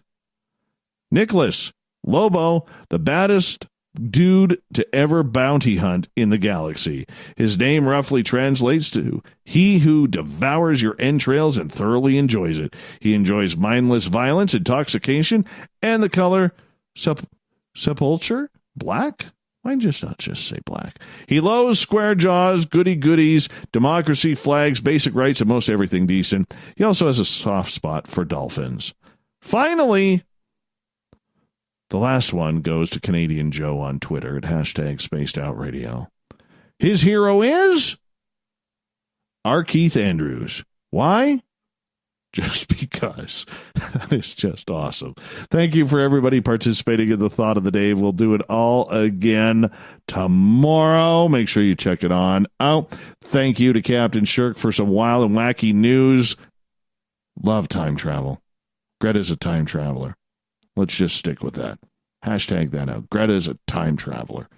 And, of course, we thank Howie from Paranormal.com, Merle, who joins us every third Wednesday of the month for Ghosts of the Great White North. What a great show. Head over to Paranormal.com. Check out this great comic book. I'm pretty sure it would make a great Christmas present. We got Mr. Ron Bumblefoot THAL rocking in the background with Little Brother is Watching. Bumblefoot is the official music of Spaced Out Radio, rocking us in and out of every single show. Get your horns up for the guitar god himself. Special thanks to everybody listening in at work, at home, in your cars, in our chat rooms on LGAB, Spreaker, Revolution Radio, Facebook, the SOR Space Travelers Club on our website. Thank you to all of you. And, of course, everybody on Twitter at #SpacedOutRadio. Please remember, this show is copyright by Spaced Out Radio and SOR Media Ventures Limited. I know you're out there somewhere. Hey, I want to say a big thank you to everybody who sings along with me, shares the show with me, shares your time, because together, my friends, we're watching. We own the night. Mr. Bumblefoot, we need a favor.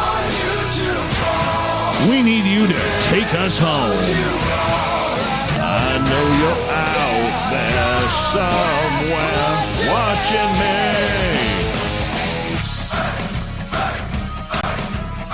Have a good night, everybody.